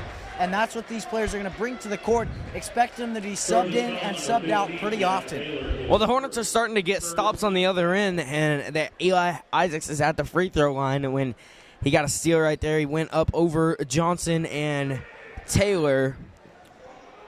Both of them, they're going to get the foul on Taylor, but Isaacs can't make his free throw. And it's a 14-point ball game. Isaac can make it 13 with this free throw right here. He knocks it down. Phillips back in as Byrne heads to the bench. A lot of substitutions if you're the Hornets, because quite frankly, the Hornets haven't been able to match up with the physicality and speed that this Trojans team plays with. And that loose ball, I would mention, I want to look at Austin Taylor as a 6-man. He's coming in and playing like a varsity starter as he stole the ball from Dessenberger when he was on the ground. And it was just sheer effort that gave him that ability to steal the ball on that possession just a few moments ago. But here are the Hornets. Phillips drives in with the left hand off the backboard. He gets it to go over Taylor. 42-31. And slowly but surely, the Hornets are starting to look back into this game a little bit. Well, one thing I saw in that last possession, it was an open shot, didn't fall, but it very well could have. And that was all because Isaacs left his man, attempted to get that steal, and that has been the downfall of this defense right now. You want to play high-paced basketball, and you want to continue to push the pace if you're the Hornets, but you have to understand that by doing that, by playing high-paced basketball, a lot of times you risk giving up easy buckets, which has been the story all night. You play aggressive, you give up easy layups, you give up easy buckets, and because of that, they're up by a solid margin now. So you have to continue to play disciplined basketball and understand that you'd rather not give up a bucket, an easy bucket, than go for a steal and end up missing. Well, the Hornets played good, solid defense right there, didn't foul, and then finally got the rebound, and Ray Flora was in trouble, but he put the ball on the ground. A great basketball IQ play right there from Ray Flora, and it will be Hornet ball. Now, here's Phillips with it at the top of the key, got it to Pons, and then Gabe Phillips going to set up a set play. He'll find Flora, who finds Byrne. Byrne needs to have a big second half. Had a jump shot that started a little bit of offensive production in that first half. Let's see what he can do. Coming in with 1:03 left in the third quarter. Gaddis knocks down the second, so it is an even 10-point lead for the Trojans. Here is Isaacs over to Byrne, who's setting up an offense for the Hornets. Well, the first half looked exactly like the first matchup that these teams played in. It was just domination by the Andover Trojans. And as I mentioned, I said earlier that it looked a little bit like it was going to be like that in the second half. But right now, they're proving their character. They're proving the fight in their step. It's not the size of the dog in the fight. It's the size of the fight in the dog. And the Hornets have proved that right here. They're starting to make a comeback. And if they can keep this consistent right now, they just proved that statement to be true, as they've fought for every single thing here in the second half and earned each and every one of these points that they've shaved off of this lead. If they continue to do that and outpace this Trojans team, that's how you get a victory here. Well, this Trojans team has been a powerhouse this year. What a big win it would be if the Hornets could come back. Byrne gets blocked on the inside, and he's headed to the free throw line. So they're going to call a foul on Mayakori, number 13, for the Trojans. And Byrne, an excellent free throw shooter, 90% on the year. Here he is, down 10, 43-33. At the free throw line is Jacob Byrne. His first is up and through. Not a rare sight to see from him. But you got 30 seconds left right here, and Your ideal goal, get a stop, get another bucket. And Jacob Byrne will set them up to do just that. And you want to go into the fourth quarter with all of the momentum, the sole ownership of the momentum. A stop here and a last-second bucket would do exactly that and set them up with the perfect equation for a victory in the fourth. Well, here's Johnson, rolls in and out, sky high for the rebound was Braden Gray. And like you said, the Hornets do have an opportunity to score as Mason Burns with it over to Isaacs. No rush for the Hornets. You got 8 seconds to score. This would be a big bucket heading into the fourth and final quarter. Isaacs throws the ball away. Gaddis, a half-court shot off the mark. And 43-35 our score to end the third quarter. A great third quarter by your Hornets, but they're going to have to put one more 8 minutes together in a perfect 8 minutes if they want to knock off the number 2 squad, the Andover Trojans.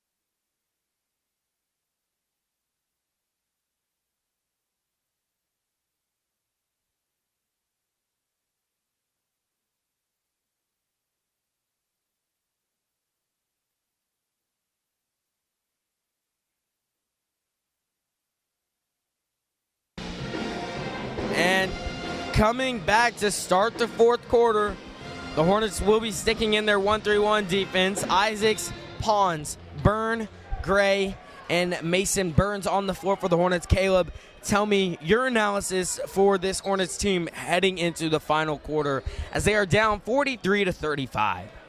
They recreate that quarter, and a lot of the things if they recreate that quarter and everything they did in that quarter, then they can definitely make a huge comeback here and a solid victory to set them up for the rest of the season.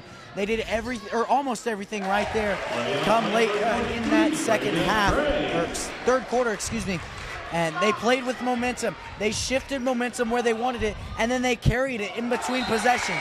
They didn't play good defense in the first half, but then they scored on the offensive side and were able to carry that over to the defensive side to help them carry that defensive weight, the defensive weight they've been struggling with. And so because of that, only 6 points were produced by this Trojan team in that third quarter. That was just incredible to see the way they carried momentum on their side, and they played with a fight, a chip on their shoulder, a fight in their step. And it was just incredible to see. That really shows a lot about the character of this Hornets team. And if they continue to play with that momentum and character, this can be a bus ride home, a very happy one. Well, it's 43-37. And up until that last possession, a perfect start to the fourth quarter. But right there, the Hornets couldn't score. They're going to have to get stops on defense like they did in the third quarter and not allow easy buckets. Isaacs with another steal. Phillips up the floor. Gabe Phillips with the left hand and one. Gabe Phillips headed to the free throw line as he has a chance to put it within one possession on this free throw. The crowd, the Valley Center crowd, travels well most of the time, and they're starting to come alive as, man, what a big win this would be, Caleb. 16-1 with the Hornets being the only loss for the Trojans. Congrats to them on being 16-0. But if you're the Hornets fans right now, you want to see them knock this Trojans team off track. And 43-40 as Gabe Phillips knocks that free throw down. Well, if you're the number 2 team in the state, there's always a target on your back. So you have to go in every week and know that this other team, your opponent, is going to do everything in their power to knock you off. Because if they do knock off the number 2 team in the state, then your name is going to be all over the newspapers and all over Max Preps and everything. And so there's always a target on your back, and they clearly haven't played like there is a target on their back in that second half. And that's why your Hornets have a chance to tie this game, which Eli Isaacs just did at 43. And Isaacs having an excellent second half. and he's feeling it right now. Isaacs, another steal on Gaddis. He'll go up with it, and he misses the layup. Boy, that could have been the first lead of the night for the Hornets. Gaddis, other way, finds Johnson in the corner. Jack Johnson guarded by Phillips. Hornets playing their 1-3-1 that's worked so far. Gaddis on the inside. He'll be fouled by Braden Gray. Gray not agreeing with that call. Gaddis at the free throw line. Last time he was there, he went 1 for 2. 5:40 left in the fourth quarter. Tie ball game. These are big free throws for Caleb Gaddis. Well, I mentioned one word in that first half to describe Andover, and that was discipline. That's why they're 16-0, and that's why they're so good at basketball. It's because they play disciplined basketball. Gaddis makes his first, but so far in the second half, we have not seen that disciplined basketball. They have played loose with the ball. They have played lazy. They have played with content, and that's why they only lead by 2 here. The game was just tied, is because they haven't played the basketball they typically do, and that's why we've seen a surge, a large increase in steals from the Hornets, is because of the loose ball play, the lazy ball play, the overall lazy basketball play, and the Hornets have found no better time to take advantage of that. And that's one of those things, as a comeback, as the underdog, you never know when you're going to get that opportunity to take advantage of something and run with it. And the Hornets were clearly ready for that one. They were ready to go because they knew the second Andover let up, this was going to be an interesting game.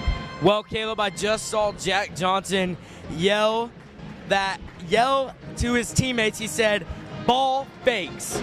And I tell you what, Caleb, if that's one thing that Andover needs to do, is they need a ball fake. But if you're the Hornets, you cannot bite on simple passes and let up inside. They've done a great job to control the paint. Braden Gray on the inside doing a great job. And I believe most of the time, or on this Hornets run, it's been Mason Burns even underneath the basket, and he's doing a great job underneath the basket. The Hornets just can't allow the easy points. You can allow a three, although you don't like it, you can let the Trojans shoot threes. The Hornets need to guard the inside, not let easy drives.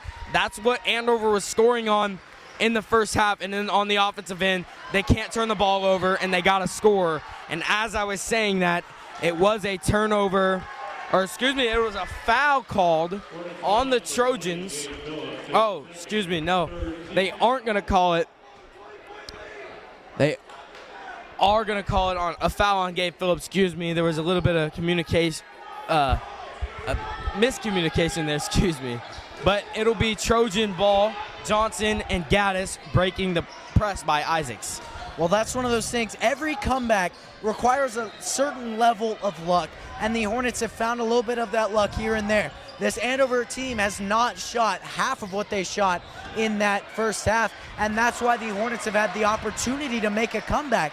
And so you have to rely on that low shooting percentage in this second half, those cold streaks by those star players, because you want to, you understand, as bucket goes to number 15, Jack Taylor, but you understand they haven't shot how they wanted to in that second half, and so you have to let them shoot the ball a little bit, rather than being a little bit more aggressive coming up and then giving up a drive for an easy bucket. It's Isaacs with it on the inside. Eli Isaacs goes up, gets the 2 points, and it's a 2-point ball game. It was Jack Taylor who scored on the other end just moments ago, and the Hornets starting to do what the Trojans did to them in the first half, and that's score fast on offense. And we had mentioned that the Hornets need to score almost every possession, and scoring fast is even better if you're Valley Center. Johnson at the top, knocks down the three. You cannot leave him open. That was a good play by him to try to stole the ball out of Isaac's hands. And now it's a 5-point ball game. 3:54 left in the ball game. Well, that's one of those things. There's a fine median that the Hornets have to ride on. You have to be aggressive enough. You have to fight for those 50-50 balls. But in turn, because Eli Isaacs was fighting for that 50-50 ball, threw off the whole course of the defense, Jack Johnson got an open three. So you have to ride that line of playing with aggression, but still playing good, solid, disciplined defense.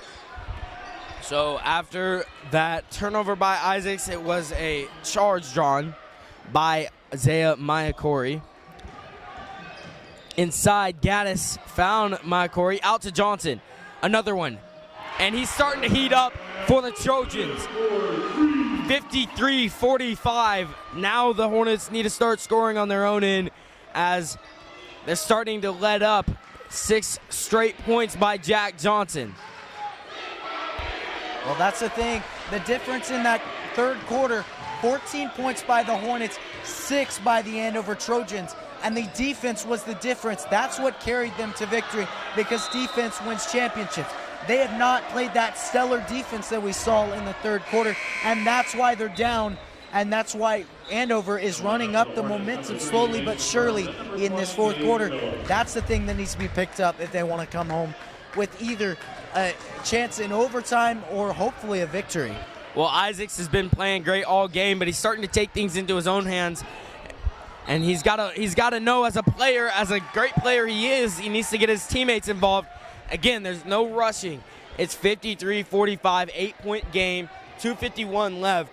And with how fast this Hornets team can score, they need to be able to make smart decisions, especially at this point in the ball game, with how close it is and with what team they're facing. They got to know their opponent, and I think they've done a great job in the second half of doing that. But now here they are on offense.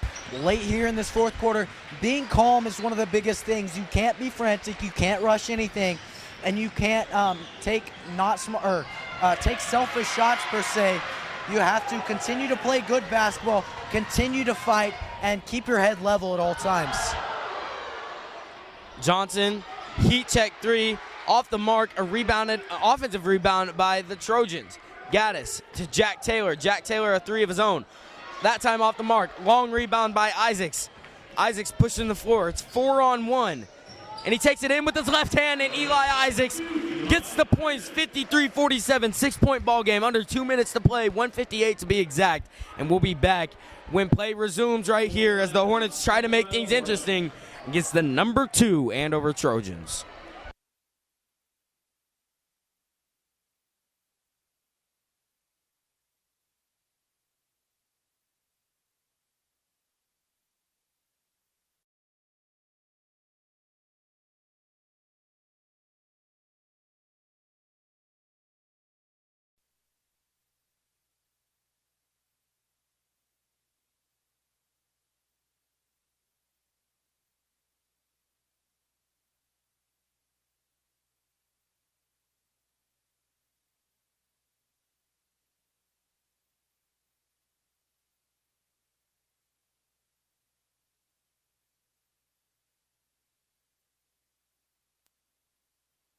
.158 is the time on the score clock right now.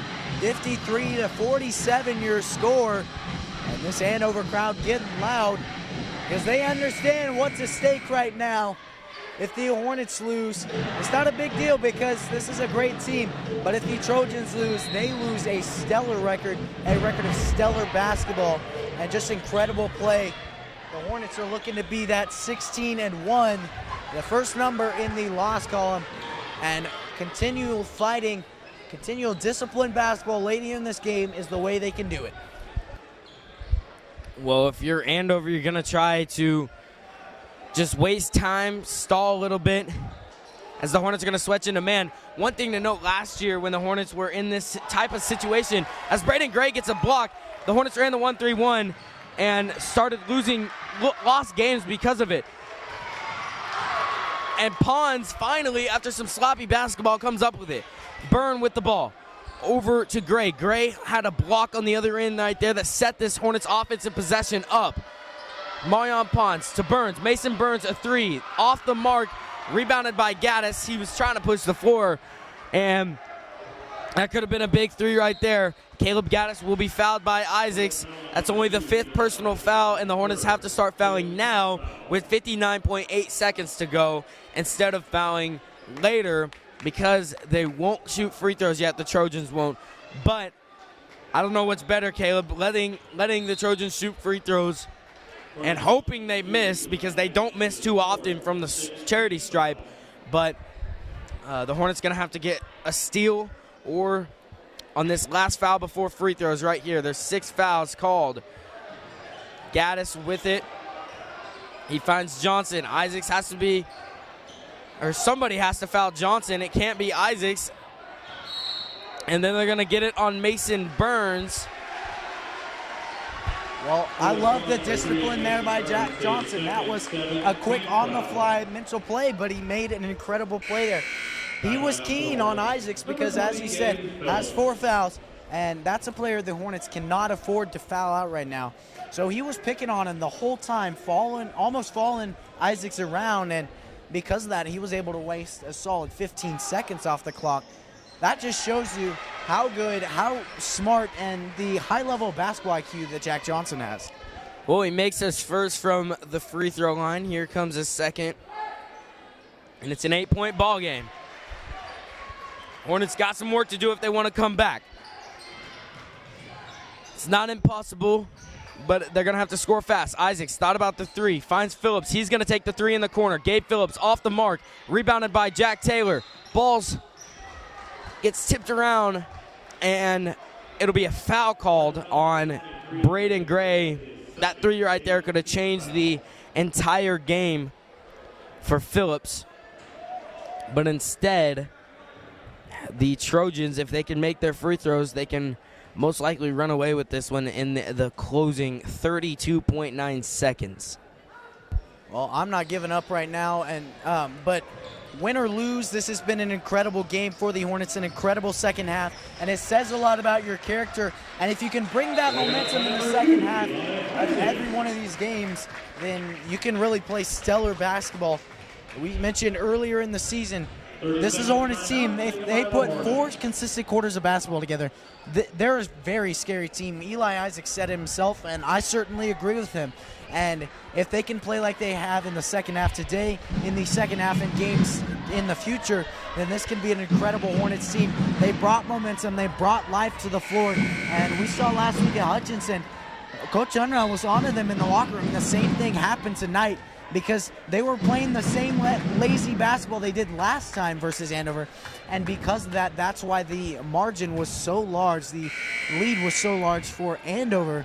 And right now, they've completely switched modes. They've completely switched mindsets. And now they're playing really disciplined basketball exactly like you want to see. It's Gaddis who found Taylor. It's a one-man show. Harper Jonas missed the dunk. And the Hornets have an opportunity right here. Phillips drives in with the right hand, can't get it to go, and that could seal the game. As maybe if Phillips would have saw that Byrne had it, and a great shot by Maya Corey, but it won't count. But maybe if Phillips would have saw Byrne, it could have been a different outcome right there, because the Hornets are only down 2 possessions, 6 points. 2 threes could have made, a 1-3 could have made things a lot more interesting. But with 8.4 seconds left, I'd imagine if Gaddis can hit one of these free throws, or just his first one, that could seal the game. But here is the biggest free throw of the night for Gaddis. And he knocks it down, 56-49. The Hornets were down 17 at halftime, Caleb, and they've come out and they've played a phenomenal third quarter, and then here in this fourth quarter it's just a little bit too late. Byrne gonna shoot the 3, off the mark. Isaacs rebound, puts it up. He's just packing the stats right there.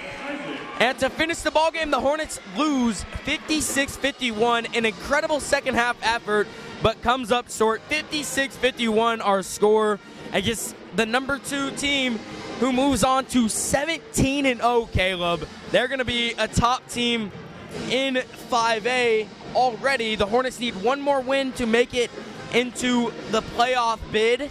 This could have been a big one, but they end up losing. That's going to be it from me and Caleb Rose. I'm Austin Coash here for Hornet Studios. Stay tuned this Friday. We will have a matchup as your Hornets are back in action at home.